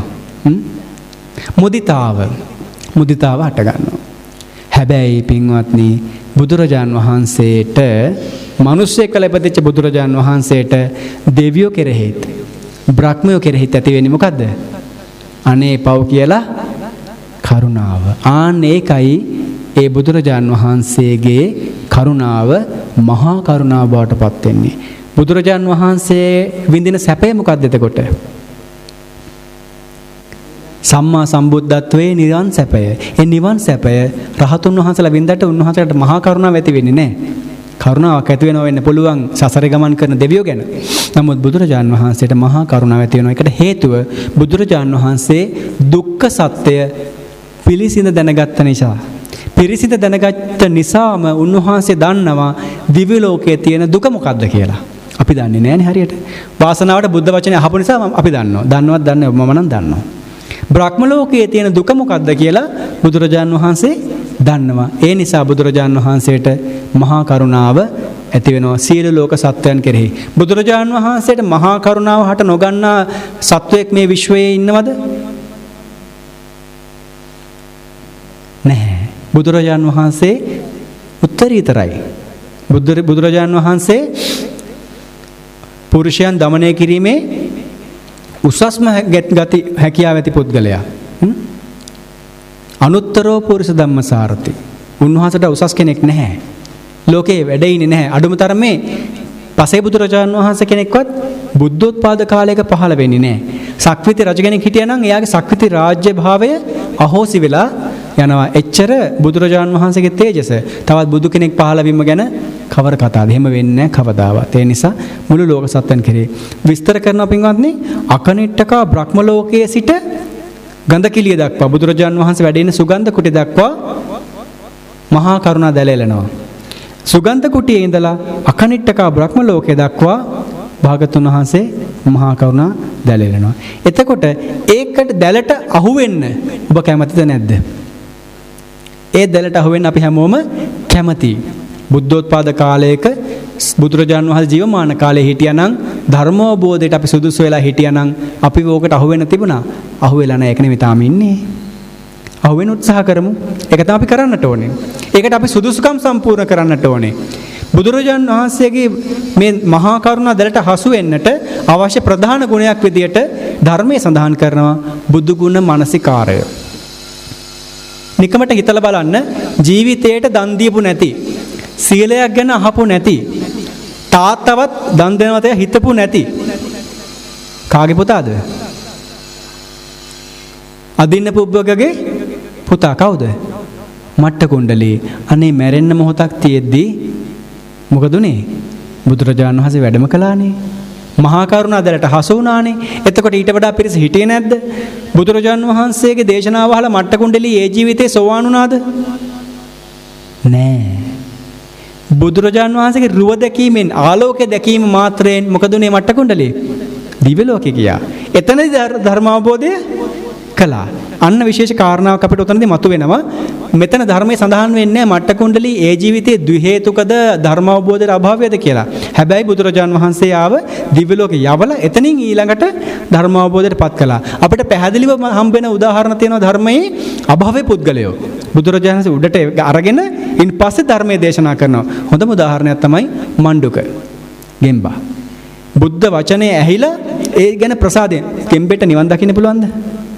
බෑ. ඒ ජීවිතේ නිවන් දකින්න බෑ. හැබැයි සුදුසු තත්ත්වයට ඊළඟ ජීවිතේ පත් කරගන්නට පුළුවන්. බුද්ධාලම්බන ප්‍රීතියෙන් බුද්ධ වචනය අහලා දිව්‍ය ලෝකේ ගියා. මණ්ඩුක දිව්‍ය රාජයා කියන්නේ ගෙම්බෙක් නෙමෙයිනේ. මණ්ඩුක දිව්‍ය රාජයා කියන්නේ නම විතරයි. ලස්සන බොහොම ප්‍රභාෂවර දෙවි කෙනෙක්. ධර්මය ඉගෙනගෙන ධර්ම බුදුරජාණන් වහන්සේ ධර්ම ශ්‍රවණය කරලා නිවන් අවබෝධ කළා. සිද්ධාර්ථ කුමාරයාව ගෙදරින් එක්කගෙන ගියේ ගෙදරින් පැනලා උදව් කළා කියන එකනේ. උදව් කළේ කවුද බුද්ධත්වයේ කරා යන්නට? කාන්තකාශවයා. නිවන් දකින්න පුළුවන් ඒ ජීවිතේදී? නෑ. බුද්ධාලම්බනේ බෝසත්යන් වහන්සේ බුදුරජාණන් වහන්සේ පිළිබඳව නෙමෙයි. බෝසත්යන් වහන්සේ පිළිබඳව ඇතිවෙච්ච ප්‍රසාදයෙන් ඒ කරපු කුසල කර්මයේ හේතුවෙන් දිව්‍ය ලෝකේ ගියා. පස්සේ කාලෙක මුගලන් මහරහතන් වහන්සේ දිව්‍ය ලෝකේ වඩිනවා. කාන්තක දිව්‍ය රාජයා මුණ ගැහෙනවා. කාන්තක දිව්‍ය රාජයා. ධර්ම අවබෝධය කළාද? ඔව්. බුදුරජාණන් වහන්සේ ධර්මයේ ශ්‍රවණය කරලා සෝවාන් ඵලයටපත් වෙලා මම ඉන්නේ. කොච්චර වාසනාවක්ද? බුද්ධ උපස්ථානයක් කරපු කෙනෙකුත් එහෙම වුණා. කවුද? වස් කාලයක්, වස් මාස 3ක්, දැන් මේ පහුවෙච්ච වස් මාස 3 වගේ වස් මාස 3ක් බුදුරජාණන් වහන්සේ ඇතෙක් එක්ක හිටියා. පාර්ලෙය. බුදුරජාණන් වහන්සේ මෙයාගේ අනාගතය දන්නවා. බුදුරජාණන් වහන්සේ නැතිවීමේ ශෝකයෙන් ලය පැලෙනවා. දුක ඇති වෙලා. හැබැයි මේ දුක නෙමේ හස්තියට ඊළඟ භවයට යන්නට හේතු උනේ. එයාට චුතිසිත මේ ඊළඟ ප්‍රසන්දි ලබන්න හේතුවක් උනේ මොකක්ද? බුදුරජාණන් වහන්සේට උපස්ථාන කිරීම. ඒ පිළිබඳව සතුටින් මරණයටපත් වුණා. පාර්ලේ දිව්‍ය රාජ්‍ය බවටපත් වුණා. එහිදී ධර්ම ශ්‍රවණය කරලා ධර්ම අවබෝධයටපත් වුණා. ඒ බුදුරජාණන් වහන්සේගේ ඒ ප්‍රඥාව, බුදුරජාණන් වහන්සේගේ අවබෝධය එක් පුද්ගලයාට ධර්මය අවබෝධ කරන්නට පුළුවන් ආකාරය සංඝ ශාසනය තුල මිනිස්යෝ අතර, දෙවියෝ අතර, බ්‍රහ්මයෝ අතර කොයි කෙනාටද පුළුවන්, කාටද මම ධර්ම දේශනා කරන්න කියලා බුදුරජාණන් වහන්සේ හරියටම දන්නවා. තා පුංචි කාරණාවක් කියන්න අවශ්‍යයි. එතකොට ඔබට හිතෙන්න පුළුවන් අද බුදුරජාණන් වහන්සේ නැහැ, මේ බුද්ධ ගුණය මට කොහොමද ආශිර්වාදයක් වෙන්නේ කියලා. මට ගැළපෙන කමටහන කොහොමද එතකොට බුදුරජාණන් වහන්සේගෙන් අහගන්නේ? සම්මා සම්බුදුරජාණන් වහන්සේ ඊළඟ ගුණයට එනකොට අපිට මේ ගැන මුණ ගැහෙනවා. සෝපාක සුනීත ආදී අය කතා දන්නවනේ. ඒ ගැන විස්තර විග්‍රහ කරන්නේ ගැඹුරින්. බුදුරජාන් වහන්සේගේ මේ බුද්ධ ගුණය තමන් අවබෝධ කළ ධර්මය අන් අයට කියා දෙමි උවමනාව තවත් ගාථාවෙන් අපිට මෙහෙම මුණ ගැහෙනවා. දයාය පාරමී චිත්වා පඤ්ඤායත්තාන මුද්දරී උද්දරී සබ්බ ධම්මේච දයායං ඤේච උද්දරී ආදි වශයෙන් බුදුරජාන් වහන්සේ තමන් අවබෝධ කළ ධර්මය අන් අයට කියා දීමේ උවමනාවෙන් යුක්තයි. ඒකට බොහොම උත්සාහවන්තයි. ඒ පිළිබඳව බුදුරජාන් වහන්සේගේ නිරන්තර අවධානය දවසේ පැය 24න් සැතපුණෙත් පැය දෙකමාරක් වගේ ඉතා කොඩා කාලයක් උදේසන කාලේ පිණ්ඩපාතේ වඩින අතරේ ධර්මයේ දේශනා කරන්නට බුදුරජාන් වහන්සේගේ දර්ශනය හරි දැකලා සතුටු වෙන නිවන් අවබෝධ කර නැත්නම් දිව්‍ය ලෝකේ හරි යන කෙනෙක් ඉන්නවනම් බුදුරජාන් වහන්සේ වැඩම කරනවා. ඒ වගේම දහවල් කාලේ භික්ෂුන් වහන්සේලා වෙනුවෙන් සන්ධ්‍යා කාලේ රාත්‍රී කාලේ දෙවියන් වෙනුවෙන් බුදුරජාන් වහන්සේ වැඩ හිටියා. ඒක පුදුමාකාර ජීවිතයක්. බුදුරජාණන් වහන්සේ සතපුණෙත් තමන්ගේ අර ධාතු සමබරතාවය ඇති කර ගන්නට මනුෂ්‍ය ජීවිතයක්නේ. ඉතින් ඒක විශේෂයි විවිධයි. ඒ ස්වභාවය නිසා නැත්නම් බුදුරජාණන් වහන්සේගේ බුද්ධ කෘත්‍ය මාරයා පස්සේ කාලෙක ආරාධනා කරනවානේ. දැන් ඇති භික්ෂු භික්ෂුණී උපාසක උපාසිකාවෝ සිව්වණක් පිරිස ඉන්නවානේ. දැන් පිරිනවන් පාමු කියලා. බුදුරජාණන් වහන්සේ ඊට කලින් ආරාධනා කරනවා බුද්ධත්වයට ලැබපු වෙලාවෙන් මාරයා. දැන් ඔබ වහන්සේ මගේ ආඥා චක්‍රයෙන් මගේ කොටසින් මිදුණා. දැන් මාරයට අහු වෙන්නේ නැහැ නේ. බුදුරජාණන් වහන්සේ නිර්වාණ අවබෝධ කළා. ඔක කාටවත් දේශනා කරන්න යන්නට එපා. නෑ. සම්මා සම්බුදුරජාණන් වහන්සේ දේශනා කරන බුදු කෙනෙක් ලෝකේ පහළ වෙන්නේ බුද්ධ කෘත්‍යයක් ඉටු කිරීමට. උන්වහන්සේට වගකීමක් තියෙනවා. ඒක උන්වහන්සේට බලෙන් පැටවෙන දෙයක් නෙමෙයි. බුදුරජාණන් වහන්සේට ඒක નિરાයාසයෙන් මූමනාවක් තියෙනවා. සංසාරේ 20 අසංඛ්‍ය කල්පලක්ෂයක් පෙරම්පරි ඔය වැඩේට. සත්වය සසරින් මුදවන්නට. ඒ නිසායි දරුවෝ දන් දීලා මේක පුරුදු පුහුණු කළේ. නැත්තම් කොහොමද රාහුල කුමාරයව දාලා යන්නේ? ඒක තාත්තා කෙනෙකුට කරන්න බෑ. එච්චර රජ සම්පත් දාලා යන්නේ කොහොමද? ඒක පුරුදු පුහුණු කළේ මේ කටයුත්ත සඳහා. ඒක එසේ මෙසේ පුරුදු පුහුණු වීමක් නෙමෙයි. ආනන්ද ස්වාමීන් වහන්සේ එක අවස්ථාවකදී අහනවා භාගතුන් වහන්සේ ඔබ වහන්සේ පායට පස් ටිකක්වත් පෑගෙන නැති වෙන සිද්ධාර්ථ ජීවිතය ගත කළේ. පායට තිබුණා කියලා කියනවා මේ බිමට අතුරන මේ පැදුරු ආදී ඔය එක එක જાති තියෙන්නේ. මේ මහා මන්දිර තුනකනේ හිටියේ. රම්මසුබ මහ උෂ්ණ කාලේ වැඩ ඉන්නට සකස් කරපු මාලිගාවේ පින්වත්නි තට්ටු 5යි. අනිත් ඒවා තට්ටු වැඩි. මේක උසයි තට්ටු දෙකක් අතර දුර වැඩි. උෂ්ණ කාලට ඉන්න. ඒ උඩම තට්ටුවේ විතරක් ධර්මයේ සඳහන් වෙනවා සිද්ධාර්ථ කුමාරයා සහ යශෝදරාවට වාඩුණාට පස්සේ ඒ මහල තුල 40000ක් ශාක්‍ය කන්‍යාවන්ට වාඩි වෙන්න පුළුවන් කියලා. මේ ශාලාවේ කී දෙනෙක්ට වාඩි වෙන්න පුළුවන්ද? ඊට අමතරව හතර පැත්තේ සිද්ධාර්ථ කුමාරයාට සිසිලස ලබා දෙන්න පොකුණු 4ක් තිබුණා කියලා ධර්මයේ සඳහන් වෙනවා. මොනතරම්නම් සැපයක් විඳලාද? ඒකට ආනන්ද ස්වාමීන් වහන්සේ බුදුරජාණන් වහන්සේ දේශනා කරන ආනන්ද උදෑසන ඉවත දමන කෙළපිඩක් වගේ මේ සැපේ දාලයි මම මේ සත්වයන් ධර්ම අවබෝධයට අරගෙන එන්නට සම්මා සම්බුද්ධත්ව වෙනුවෙන් පැමිණියේ කියලා. සිද්ධාර්ථ කුමාරයා වෙද උපදිනකොටම මේ සියල්ලක් තීරණය වෙලා අවසానයි. දුෂ්කර ක්‍රියාව සිද්ධ කළේ පරිේශන කිරීම වශයෙන් විපාක ගෙවීම වශයෙන් ඒක ප්‍රඥාදික බුදුරජාණන් වහන්සේලාගේ ඒ ආදී වශයෙන් ධර්මතාවයක් වුණාට මේ සම්මා සම්බුද්ධත්වයට පත්වීම තීරණය වෙලා අවසానයි. ඒ නිසායි මගේ නැවත උප්පත්තියක් නැහැ කියලා සිද්ධාර්ථ කුමාරයාම ප්‍රකාශ කළේ. ඊළඟට බුදුරජාණන් වහන්සේ බවට පත්වන බෝසත්යන් වහන්සේ තුල හටගන්න ඊතා සුවිශේෂී ඥානයක් සම්මා සම්බුද්ධත්වයේ සමගම ඒකට අපි කියනවා සබ්බංයුත ඥාන කියලා. බුදුරජාණන් වහන්සේ සංකත අසංකත සියල්ල මේ ලෝකයේ තියෙන දේවල් දන්නවා. සංකත සහ අසංකත කිව්වට පස්සේ පින්වන්දි ඊට ඇරෙන දෙයක් මේ ලෝකේ ඇත්තේ නැහැ. සංකත කියලා කියන්නේ හේතු ප්‍රත්‍යයෙන් හටගන්න දේවල්. චිත්ත, චෛතසික, රූප වශයෙන් ගත්තම. අසංකත කියලා කියන්නේ ඍජුවම නිර්වාණය. ඊට අමතරව ප්‍රඥාප්ති වශයෙන් අපි නම් කරන දේවල්. ඒවත් රූප තමයි. ඒවත් චිත්ත, චෛතසික සම්බන්ධ වෙනවා තමයි ප්‍රඥාප්ති වශයෙන්. මේ දේවල් විස්තර කරන්නේ තේරෙන්නේ නැහැ නේද? සමහර කෙනෙකුට තේරෙයි, සමහර කෙනෙකුට තේරෙන්නේ නැහැ.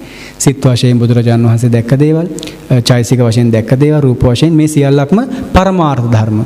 ඒ පරමාර්ථ ධර්මයන් ඊතා නිවැරදිව අවබෝධ කළ නිසා සියල්ලෙන් අවබෝධ කළ නිසා බුදුරජාන් වහන්සේට සබ්බඤ්ඤුත ඥාන සර්වඥ කියලා හඳුන්වනවා. බුදුරජාණන් වහන්සේ නොදන්නා කාරණාවක් නැහැ. බුදුරජාණන් වහන්සේ අතීතයේ සිදුවෙච්ච සියලු දේවල් කිසිදු ගැටීමකින් පැකිලීමකින් තොරව දන්නවා. බුදුරජාණන් වහන්සේ අනාගතයේ සිදු වෙන්නට යන දේවල් සියලු ගැටීමකින් පැකිලීමකින් තොරව දන්නවා. බුදුරජාණන් වහන්සේ වර්තමානයේ සිදුවෙන දේවල් කිසිදු ගැටීමකින් පැකිලීමකින් තොරව දන්නවා. ඒ පිළිබඳව තමයි මෙන්න මේ ගාථාව වෙන්නේ. අතීතංසේ බුද්ධස්ස භගවතෝ අප්පතිහතං ඥානං අනාගතංසේ බුද්ධස්ස භගවතෝ අප්පතිහතං ඥානං පච්චුප්පන්නංසේ බුද්ධස්ස භගවතෝ අප්පතිහතං ඥානං. ඒ සම්මා සම්බුදුරජාණන් වහන්සේගේ අතීත අනාගත වර්තමාන වශයෙන් කකුසඳ කෝණාගමන කාශ්‍යපාදී බුදුරජාණන් වහන්සේලා ලෝකෙ පහළ වුණා කියලා අපි දැනගත්තේ කොහොමද? ගෞතම බුදුරජාණන් වහන්සේගෙන්. නැත්නම් අපි දන්නේ නැහනේ. මට මෙච්චර බුදුරජාණන් වහන්සේලා මුණ ගැහුණා. ඊට කලින් මෙච්චර බුදුරු ලෝකෙ පහළ වෙලා තියෙනවා. අතීතයේ උන්වහන්සේට සිත මෙහෙයවන්න පුළුවන් සීමාවක් නැහැ. අනාගතයේ මෛත්‍රී බුද්ධ ශාසනය පහළ වෙනවා. ඊට කලින් මේ දේවල් සිද්ධ වෙනවා. බුදුරජාණන් වහන්සේ දේශනා කළේ. එතකොට මෛත්‍රී බුදුරජාණන් වහන්සේ ගැන අපි දැනගත්තේ ගෞතම බුදුරජාණන් වහන්සේගේ. එතකොට අතීතයේ පිළිබඳවත් අනාගතයේ පිළිබඳවත් කිසිදු පැකිලීමක් උන්වහන්සේට ඇත්තේ නැහැ. උන්වහන්සේ නොදන්න කාරණාවක් නැහැ. එමන වර්තමානයේ පිළිබඳව කවර කතාද? අපි හැම දිනාගෙම චිත්තසංතාන තුළ හටගන්නා සිතුවිලි බුදුරජාණන් වහන්සේ දන්නවා. එතකොට ඔන්න අපිට අර කලින් කතා කරන ගියේ මාතෘකාව දැන් එනවා. අපි අසරණයිද? අපිට බුදු සරණ නැද්ද? බුදුරජාණන් වහන්සේ ස්වර්ණකාර ස්වාමීන් වහන්සේට හරියටම කමටහන දුන්නා. පාඩම කියලා දුන්නා. ආලෝක යක්ෂයට හරියටම පාඩම කියලා දුන්නා.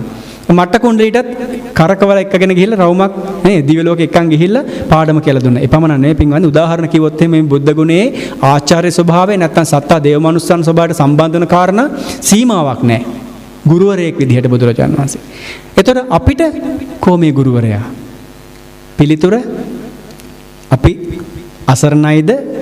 නැත්තම් අපට බුදු සරණ තියෙනවද නැද්ද? තියෙනවා. බුදුරජාණන් වහන්සේ ඔන්න බලන්න අනාගතය මෛත්‍රී බුද්ධ ශාසනය දක්වා දැක්කා. දැක්කනම් ඊට මෙහා කාලයේ බුදුරජාණන් වහන්සේ දැක්කේ නැද්ද? මෛත්‍රී බෝසත්යන් වහන්සේ ලෝකේ පහළ වෙලා බුදු වන බවක් දේශනා කළ බුදුරජාණන් වහන්සේ දැන් මෛත්‍රී බුදුරජාණන් වහන්සේ පහළ වෙලාද? තවම නැත්නම් මෙච්චර කාලයකට පහළ වෙච්ච මිනිස්සුયો පහළ වෙලා ඉන්න මිනිස්සුયો සහ අනාගතයේ අපේ කෙලෙස් වැඩි වෙලා ආයුෂය අඩු වෙලා මැරලා ගිහිල්ලා අවසානයේ ටිකෙන් ටික ආයුෂය වැඩි වෙලා අසංඛ්‍ය දක්වා ආයුෂය වැඩි වෙලා මිනිස්සුયો පහළ වෙලා ඉන්පස්සේ ටිකෙන් ටික ආයුෂය අඩු වෙන කාලෙදි මෙහෙම බුදු කෙනෙක් පහළ වෙන කියලා දැනගත්තා නම් දිව්‍ය ලෝකයෙන් මනුෂ්‍ය ලෝකෙට මනුෂ්‍ය ලෝකයෙන් අපායට අපායෙන් මනුෂ්‍ය ලෝකෙට මනුෂ්‍ය ලෝකයෙන් දිව්‍ය ලෝකෙට සත්වය පහළ වෙවි මේ සසර යන හැටි දැක්කා නම් ඔබට ගැලපෙන කමටහනත් මට ගැලපෙන කමටහනත් බුදුරජාණන් වහන්සේ දේශනා කරලමයි පිරිනිවන් පාන්නේ. පොඩි වෙනසක් තියෙනවා. සම්මා සම්බුදුරජාණන් වහන්සේගේ බුද්ධ කෘත්‍ය තුල බුදු කෙනෙක් සම්මුඛ වෙලා බුදුරජාණන් වහන්සේ මුහුණට මුණ ගැහිලා බණහන්න පින් තියෙන අන්තිම කෙනා දක්වා බුදුරජාණන් වහන්සේ බණ කියනවා. කවුද අන්තිමයා? සුභද්‍ර. අර්ධන අර අවසන් කටයුතු කරන දැන් පිරිනිවන් පාන්න ලඟ වෙන මොහොතේ පිරිස රොක් වෙලා දෙවිවරු රොක් වෙලා කවුද මේ රජවරු මල රජවරු මට කරගෙන දැන් ඉන්න වෙලාවේ සුභද්‍ර එනවා ගිහියෙක් විදිහට බුදුරජාණන් වහන්සේ ළඟට. එන්න දුන්නේ මේ බුදුරජාණන් වහන්සේ මේ පිරිනිවන් මංචකේ වැඩ ඉන්නවා. උන්වහන්සේ පිළිබඳ පෘථග්ජන භික්ෂුන් වහන්සේලා සෝවාන් සකදාගාමී උතුමන් වහන්සේලා දුක් වෙනවා. අනාගාමී සහ රහතුන් වහන්සේලා ධර්ම සංවේගයෙන් එන්න දුන්නේ ළඟට. බුදුරජාණන් දකිනවා මේ ඉන්නේ අවසාන ගෝලයා. මගේ ශ්‍රී මුක දේශනාව අහන්න සුදුසු අවසාන ගෝලයා. ගෙන්නන ළඟට. මෙන්නල බණ කියනවා. මොකද වෙන්නේ? ධර්ම අවබෝධයටපත් වෙනවා. ඒ වෙලාවේ දෙවිවරු තූර්ය වාදනය කරනවා. එයාලගේ බෑන්ඩ් එක පටන් අරගෙන. සමහර ස්වාමීන් වහන්සේලා දුක් වෙලා අඬනවා. බුදුරජාණන් පෙන්නනවා මම පිරිනිවන් පාන්න යන මොහොතේ මට කරන ලොකුම ගෞරවය මේ ഘോഷාව මේ දුක් දෝමනස්යන් නෙමෙයි අන්න අර පැත්තකටලා විපස්සනා වඩන භික්ෂුන් පිරිස මම අගය කරනවායි කියලා. අද මොකද වෙලා තියෙන්නේ? බුදුරජාණන් වහන්සේගේ බුද්ධ ගුණයෙන් දේශනා කළ බුදුරජාණන් වහන්සේගේ සත්තා දේවමනුස්සානං ගුණයෙන් අවබෝධ කරමින් දේශනා කළ ධර්මය ඉගෙන ගන්නවා ප්‍රගුණ කරනවා වෙනුවට භාවනා කරනවා වෙනුවට අපි වෙසක් දවසෙත් දන්සල් දීලා ඔලුබක් අදාලා නටනවා. බුදුරජාණන් වහන්සේ වැඩම කළා නම් මෝග පුරුෂ කියලා කියාවේ නේද? එහෙමනේ ආමන්ත්‍රණය කරන්නේ. හිස් පුරුෂයා කියලා කතා කරાવી. තරඟයට තරං හදනවා. අපි මේ කොහේවත් තියෙන දේවල් රැක ගන්න දඟලනවා. අපේ හිත රැක ගන්න අපිට තාම බෑ. බුදුරජාන් වහන්සේ දේශනා කළේ කවුරුවත් රකින්න නෙමෙයි, හිත රැක ගන්න. හිත රැකගත්ත බුදුරජාන් වහන්සේ අනිත් අයටත් හිත රකින්න කියලා දුන්නා. ඒ සර්වඥතා ඥාණයෙන් හැමදෙනාම දිහා දැකලා තුන් ලෝකයේම තුන් කල්හිම දැකලා බුදුරජාන් වහන්සේගෙන් වහන්නට පුළුවන් දෙයක් නැහැ. බුදුරජාන් වහන්සේගේ සර්වඥතා ඥාණය මෙන්න මේ ආකාරයට ධර්මයේ සඳහන් වෙනවා. යාවතා සදේවකස්ස ලෝකස්ස සමාරකස්ස සස්සමන බ්‍රාහ්මනියා පජාය සදේව මනුස්සාය දිට්ඨං සුතං මුතං විඤ්ඤාතං තත්තං පරියේසිතං තං සබ්බං ජානාතිති සබ්බං යුත ඥානංති.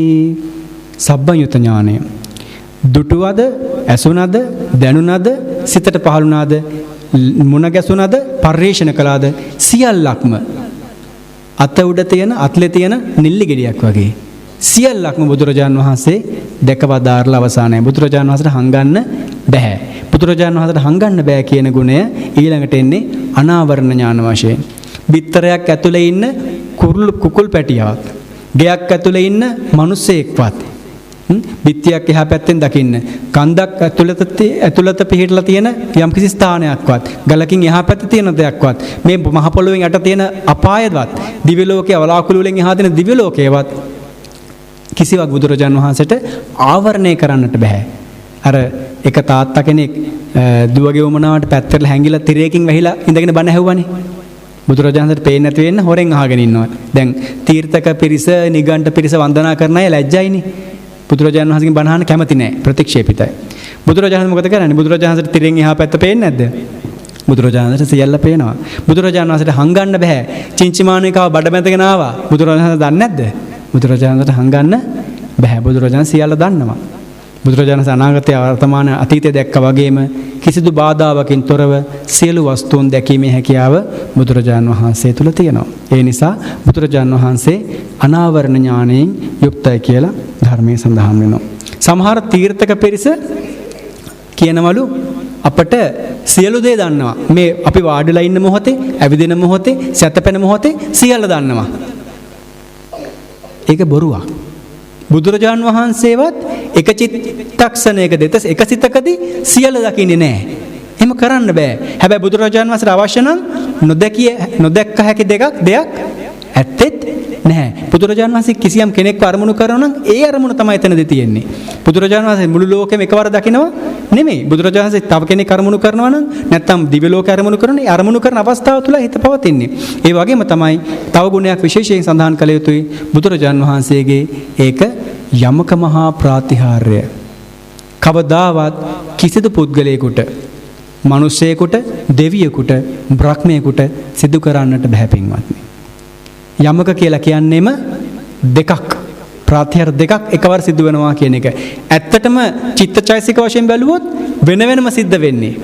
නමුත් ඒකේ වේගය වැඩිකමට ඒක ශ්‍රාවකයන් වහන්සේලා කිසි කෙනෙකුට කරන්න බැරි තරම් වේගයෙන් සිදු වෙන නිසා බුදුරජාන් වහන්සේගේ යමක මහා ප්‍රාතිහාර්ය කියන ගුණය, ඒ ඥාණය බුදුරජාන් වහන්සේටම සාධාරණ, අන් අයට අසාධාරණ ඥානයක්.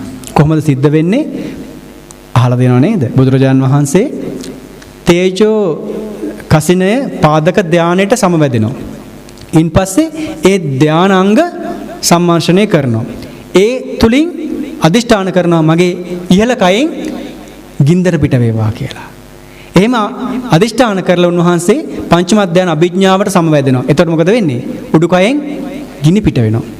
ඒ මොහොතේම උන්වහන්සේ ජවන දෙකකට භවංග දෙකක් විතර කෙටි කාලයක් තුල ඊළඟ චිත්ත වීතියට ඇතුල් වෙනවා. එතනදී බුදුරජාණන් ආපෝ ධාතුවට සමවැදෙලා ඒ ධානයේ ඉඳගෙන ධානාංග වලට සමවැදෙන ධානාංග පරිශ්‍රණය කරන ඒ අතරදී මගේ යටිකයෙන් ජල ධාරාවක් පිට වේවා කියලා අදිෂ්ඨාන කරනවා. එහි පංචම ධාන අභිඥාවට එනකොට මොකද වෙන්නේ? ජලය පිට වෙනවා. ඒ කාලය, ඒ අදිෂ්ඨාන දෙක, සිදුවීම් දෙක අතර කාලය චිත්තක්ෂණ වශයෙන් ඉතා කෙටි. සාමාන්‍යයෙන් අපි සාමාන්‍ය ගත කරන කාලය තුල අපිට ජවන කීයක් දුවනවද චිත්ත වීතියක? චිත්ත වීතියක ජවන් කීයක් දුවනවද සාමාන්‍යයෙන්? ජවන 7යි. බොහොම හොඳයි. ජවන 7යි. හැබැයි බුදුරජාණන් වහන්සේ යමක මහා ප්‍රාතිහාර්ය පානලාවේදී එක චිත්ත වීතියක ජවන 4යි ධාවන වෙන්නේ. ඊළඟට අපි අපේ සාමාන්‍ය ජීවිතයේදී කුසල් හෝ වේවා අකුසල් හෝ වේවා චිත්ත වීති දෙකක් අතර භවංග කොච්චර ගත වෙනවද නැද්ද? අනේ අම්මේ කියන්න බැරි තරම්. අපේ චිත්ත විද්‍යාවක් අතර අපේ පෙර භවයේ චුතිසිත අරමුණු කරමින් ප්‍රතිසන්දි වෙච්ච සිත ප්‍රතිසන්දිය ලැබපු සිතට සමාන සිත් ගණනාවක් හට ගන්නවා. හැබැයි බුදුරජාණන් වහන්සේ යමක මහා ප්‍රාතිහාර්ය පානලාවේදී භවංග දෙකයි ඒ දෙක අතර දුර. එතකොට අපට හිතා ගන්න බැරි තරම් වේගයකින් ජලකඳ දියකඳ ජලකඳ ගිනිකඳ ජලකඳ ගිනිකඳ ජලකඳ ගිනිකඳ මේ විදිහට අදිෂ්ඨාන කරමින් ප්‍රාතිහාර්ය පානවා. බලන් ඉන්න කෙනෙකුට පේන්නේ එකවරම උඩුකයෙන් ගින්දර යටිකයෙන් ජලය. එක කනකින් ගින්දර අනිත් කනෙන් ජලය. එක ඇඟිල්ලකින් ගින්දර අනිත් ඇඟිල්ලෙන් ජලය. මේක මහා පුදුමාකාර ප්‍රාතිහාර්යයක්. ඒක සම්මා සම්බුදුරජාණන් වහන්සේටම සාධාරණ අන් අයට අසාධාරණ ඥානයක්. මේ සියල්ලක්ම බුදුරජාණන් වහන්සේ සිද්ධ කළේ කාගෙන්වත් ප්‍රශංසා ලබන්නට නෙමෙයි. බුදුරජාණන් වහන්සේ ප්‍රාතිහාර්ය පෑම ප්‍රතික්ෂේප කළ සමහර අවස්ථාවල භික්ෂුන් වහන්සේලාට එපා. ඒක තමන්ට ප්‍රත්‍ය ලබා ගැනීම සඳහා මේ දේ කරන්න එපා. අවශ්‍ය අවස්ථාව බුදුරජාණන් වහන්සේ දන්නවා. කවුද? උරුවෙල් කාශ්‍යප. නදී කාශ්‍යප ගයා කාශ්‍යප දමනය කරන්න කලින් උරුවෙල් කාශ්‍යප කියන දේ ඇහුවෙම නැහනේ. විවිධාකාරයෙන් ප්‍රාතිහාර්ය පෑවා. බුදුරජාණන් වහන්සේ ඒත් කියන්නේ උරුවෙල් කාශ්‍යප ඔබ වහන්සේට ඔය ප්‍රාතිහාර්ය හිත් කියවන්න ආදී දේවල් පුළුවන්. හැබැයි මම වගේ රහත් නෙමෙයි. කියන දේ අහන කම්ම ප්‍රාතිහාර්ය පාන සිද්ධ වුණා. දහස් කරනක් ප්‍රාතිහාර්ය. අවස්ථාවෙදි සිද්ධ කරනවා. ශාක්‍ය වංශිකයෝ දමනය කරන්න දැන් පොඩි ළමයි ටික එව්වනේ වඳින්නේ කියලා. වැඩිහිටියෝ ආවේ නැහැ. දමනය කරන්න මොකද කළේ? බුදුරජාණන් වහන්සේ යමක මහා ප්‍රාතිහාර්ය පෑවා. දෙවිවරුන්ගේ සැකය දුරු කරන්න යමක මහා ප්‍රාතිහාර්ය පෑවා. මේ විදිහට බුදුරජාණන් අවශ්‍ය අවස්ථාවලදී ප්‍රාතිහාර්ය පාමින් දේශනා සිද්ධ කරමින් බුද්ධ කෘත්‍යයක් ඉෂ්ට කළා. එක අවස්ථාවකදී කේසී කියලා අශ්වය දමනය කරන කෙනෙක් බුදුරජාණන් වහන්සේට මුණ ගැහෙනවා. අහනවා කේසී ඔය අශ්වය දමනය කරන්නේ කොහොමද? වල්ලශ්වය කැලෑවෙන්නේව හම්බුනාම මම බොහොම කරුණාවෙන් මෛත්‍රියෙන් අඳ ගහලා කතා කරලා සමහර බොහොමයක් අශ්වය දමනය කරනවා. එහෙම කියන දේ අහන්න නැත්තම් මම ටිකක් සැරෙන් තදින් කියලා බය කරලා අශ්වය දමනය කරනවා. එහෙමත් කියන දේ අහන්න නැත්නම් මම ආදරෙනුත් කියමින් බයත් කරමින් මිශ්‍ර කරලා කොහොම හරි දමනය කරනවා. කේසි එහෙමත් දමනය කරන්න බැරි නම් මොකද කරන්නේ? එහෙමත් දමනය කරන්න බැරි නම් ඒක අපේ අශ්ව දමනය කරන පරම්පරාවට මහා නින්දාවක්. අපේ අශ්වයව මරලා දානවා.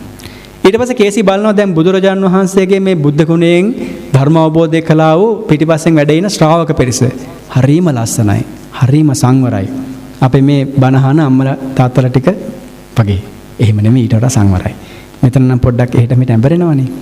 කේසි අහනවා බුදුරජාණන් වහන්සේගෙන් මෙච්චර සංවර ශ්‍රාවක පිරිසක් ඔබ වහන්සේ මෙච්චර පිරිසක් දමනය කළේ කොහොමද? මෙහෙම මේ විදිහේ හික්මීමක් ඇති කළේ කොහොමද?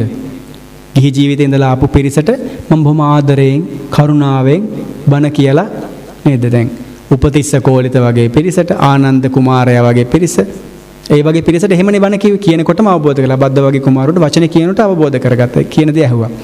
එහෙම මම බොහොම ආදරයෙන් කරුණාවෙන් දේශනා කරලා දමනය කරනවා. එහෙම අහන්න නැති අයට එහෙමකට මම ටිකක් සැරෙන් කියනවා. සැරෙන් කියලා බය කරලා දමනය කරනවා. එහෙමත් බැරි වුණොත් එහෙම මම ඒ දෙක මිශ්‍ර කරලා මගේ ශ්‍රාවක පිරිස දමනය කරනවා. එහෙමත් කරන්න බැරිනොත් එහෙම මම මගේ ශාසනය තුළ එයාලව ඝාතනය කරනවා. එතකොට කේසි අහන ඔබ වහන්සේ මනුෂ්‍ය ඝාතනයේ සත්ව ඝාතනයෙන් තොරයි. ඒතර කොහොමද කෙනෙක් ඝාතනය කරන්නේ? නෑ. මම යාට මගේ ශාසනය තුළ ඝාතනය කරනවා කියන්නේ එයාට දෙනවා දඬුවම්. විශේෂ දඬුවමක්. බ්‍රහ්ම දණ්ඩනය. කතා කරන්නේ. සංඝාත සේසාදී ශික්ෂාපද පනවල බුදුරජාණන් වහන්සේ එක්කෙනෙකුට ඒ දඬුවම දුන්නා. කියන දේ අහන්නේ දුබ්බච. කවුද? චන්න ස්වාමීන් වහන්සේ. බුදුරජාණන් වහන්සේ අපේ සිද්ධාර්ථ කුමාරයා මම තමයි එක්කගෙන ආවේ. අපි පුංචි කාලේ ඉඳන් එකට දාන්නෝ කියන දෙයක් අහන්නෙම නැහැ. මොකද කළේ බුදුරජාණන් වහන්සේ? පිරිනිවන් පාන වෙලාවේදී අනුදැන වදාලා මෙයාට මේ දඬුවම දෙන්න. හරියට හරියන්නේ නැද්ද පාඩම? නිර්වාණ අවබෝධ කළේ නැද්ද? නිර්වාණ අවබෝධය සිද්ධ කරගත්තා. ඒ බුදුරජාණන් වහන්සේ ගුරුවරයෙක් විදිහට තමන් අවබෝධ කළ ධර්මය දේශනා කිරීමේ උවමනාවෙන් යුක්ත භාවය ඒ බුදුරජාණන් වහන්සේ අප වෙනුවෙන් කළ කැපකිරීම. එහෙමනම් අපි බුදුරජාන් වහන්සේ වෙනුවෙන් කරන්නට අවශ්‍ය වෙන්නේ උන්වහන්සේ පෙන්වූ මාර්ගයේ ඒ බුද්ධ ගුණය සිහිපත් කරමින් ඒ ධර්මය ඉගෙන ගන්න එක. ඉගෙන ගන්නට උත්සාහ කරන කෙනා බුදුරජාන් වහන්සේගේ බුද්ධ ගුණයට ගෞරව දක්වා වෙනවා.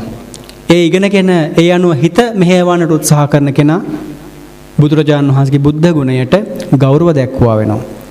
ඒ තිත්ත ගණදුර නැති කළ උතුමන් වහන්සේගේ ධර්මය අනුව කටයුතු කරමින් නිර්වාණයට මේ ජීවිතයේ උපරිම උත්සාහය දරන කෙනා බුදුරජාන් වහන්සේට ඒ බුද්ධ ගුණයට උපරිම ගෞරව දැක්වුව කෙනා බවට පත් වෙනවා. පින්වත්නි, බුදුරජාන් වහන්සේ කියන්නේ ලෝකේ පහළ වෙච්ච මිනිස්සෙක්. හැබැයි අද්විතීයයි. ඒ බුදුරජාන් වහන්සේට අරහං ආදී බුදුගුණ තියෙන බව බුදුරජාන් වහන්සේ දේශනා කළේ.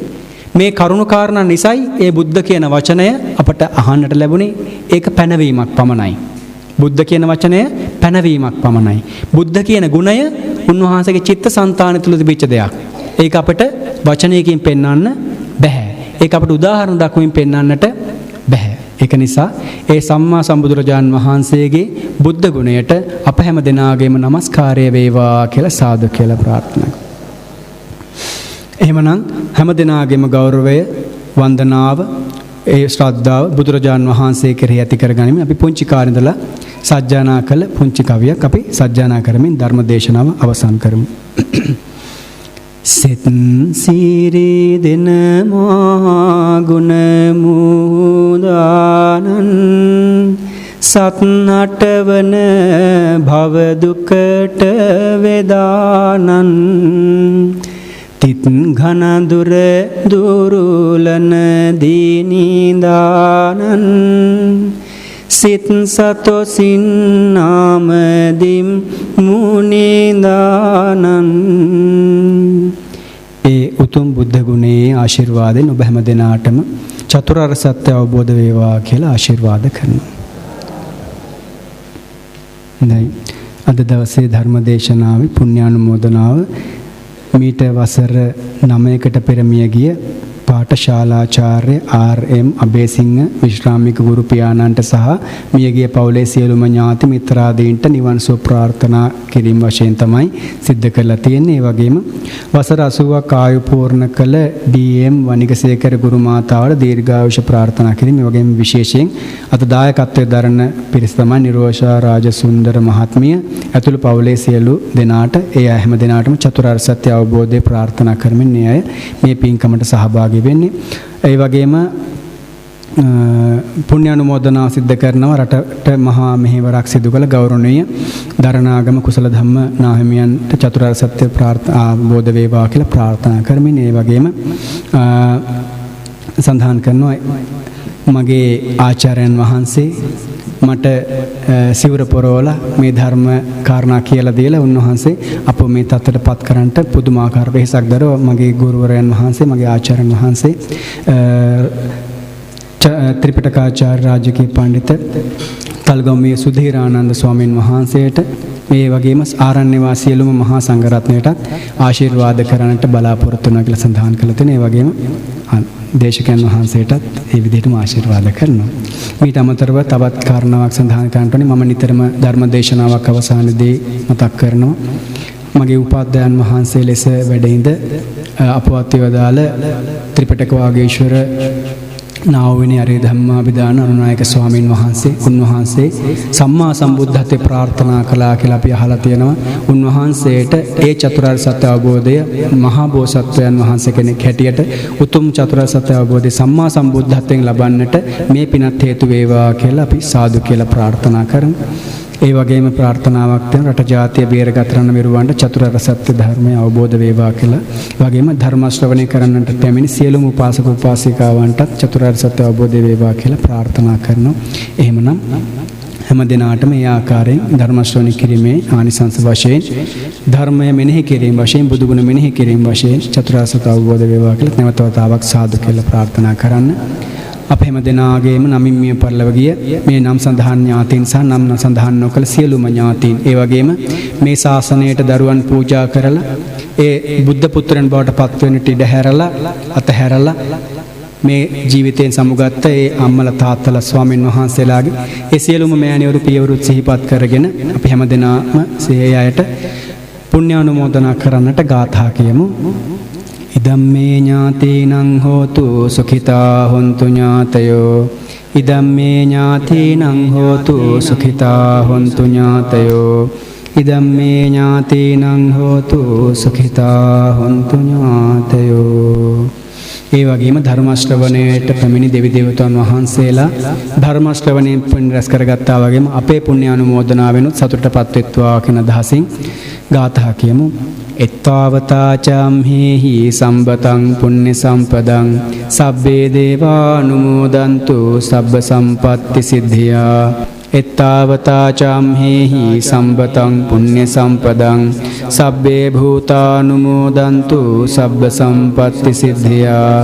එත්තාවතාචම්හි සම්බතං පුඤ්ඤ සම්පදං සබ්බේ සත්තානුමෝදන්තු සබ්බ සම්පත්ති සිද්ධියා. සාදු කරති. මේ ජීවිතේ අපට මුණ ගැසුණා වගේ අපට අපව අත්අල්ලගෙන පන්සල් එක්කන් ගිය යහපත් අම්මලා තාත්තලා වගේ අම්මලා තාත්තලා මතු ජීවිතවලදීත් අපට මුණ ගැසේවා කියන අදහස ඇති කරගන්න. ඒ වගේම අපට නරක පැත්තට යොමු වෙන්නට නොදී යහපත් දේ කියලා දුන්නු යහපත් ගුරුවරු පුංචි කාලේ ඉඳලා මුණ ගැහුණා නම් ඒ යහපත් ගුරුවරුන් මතු සසරෙත් නිවන් දකින තාකල් මුණ ගැසේවා කියලා ප්‍රාර්ථනා කරන්න. එවැනි යහපත් කල්යාණ මිත්‍රයන් සත්පුරුෂයන් යහපත් අම්මා තාත්තා ළඟ උප්පත්ති ලැබමින් යහපත් ගුරුවරයන්ගේ අවවාද අනුශාසන ලැබමින් යහපත් මිතුරන්ගේ අසුර නිසුර ලැබමින් ඉක්මනින් නිවන් අවබෝධ කරගන්නටත් මේ ධර්ම ශ්‍රවණයෙන් ලද පුණ්‍ය කර්මය හේතු වාසනා වේවා කියන අදහස ඇති කරගෙන නරක නපුරු මිතුරන්ගෙන් ඒ අය මුණ ගැසුණත් එයාගෙන් ඈත් වෙන්නට වීරියෙන් ප්‍රඥාව වැඩේවා කියන අදහස ඇති කරගෙන ගාථා කියන්න. ඉමිනා පුඤ්ඤ කම්මේන මාමේ බාල සමාගමෝ සතං සමාගමෝ හෝතු යාව නිබ්බානපත්ත්‍යා. ඉමිනා පුඤ්ඤ කම්මේන මාමේ බාල සමාගමෝ සතං සමාගමෝ හෝතු යාව නිබ්බානපත්ත්‍යා. ඉමිනා පුඤ්ඤ කම්මේන මාමේ බාල සමාගමෝ සතං සමාගමෝ හෝතු යාව නිබ්බානපත්ත්‍යා. සාදු සාදු. අවසාන වශයෙන් කයෙන් වචනයෙන් සිතින් පුංචි අඩුපාඩුවක් ධර්ම ශ්‍රවණය කරන කාලය තුලදී ඔබ අතින් සිදුනා නම් ඒ වගේම බුදුරජාන් වහන්සේගේ බුද්ධ කියනා වූ උතුම් ගුණය විස්තර විග්‍රහ කරද්දී මගේ අතින් අඩුපාඩුවක් ධර්මයට බුදුරජාන් වහන්සේට සිදුනා නම් බුද්ධ රත්නය ධර්ම රත්නය සංඝ රත්නය අප හැම දිනාටම සමාව දෙනසේක්වායයි සිතමින් ගාථා කියමු. කායේන වාචා චිත්තේන පමාදේන මයා කතං අච්චයං කමමේ භන්තේ භූරි පඤ්ඤ තථාගත. කායේන වාචා චිත්තේන පමාදේන මයා කතං අච්චයං කමමේ ධම්ම සන්දිට්ඨික කාලික. කායේන වාචා චිත්තේන පමාදේන මයා කතං අච්චයං කමමේ සංඝ සුපටිපන්න අනුත්තර. සාදු. හොඳයි. සාරිපුත්ත මොග්ගල්ලාන මහා සංඝරත්නය අරමුණු කරගනිමින් ඒ මහා සංඝරත්නයේ ආශිර්වාද ලබා ගන්නට ධර්ම ශ්‍රවණය කළ පිරිස හැකි පිරිස පසඟ පිහිටවල වන්දනා කරගන්න. අපහසු අම්මලා තාත්තලා ඔහොම වැඳ ගන්න. කායික අපහසුතාවක් වෙන ඔහොම වැඳ ගන්න. අභිවාදන සීලිස්ස නිච්ඡං උද්ධාපචායිනෝ චත්තාරෝ ධම්මා වඩ්ඩන්ති ආයුවන්නෝ සුඛං බලං ආයුරාෝග්‍ය සම්පatti සග්ග සම්පatti මේවච අතෝ නිබ්බාන සම්පatti ඉමිනාතේ සමිජ්ජතු.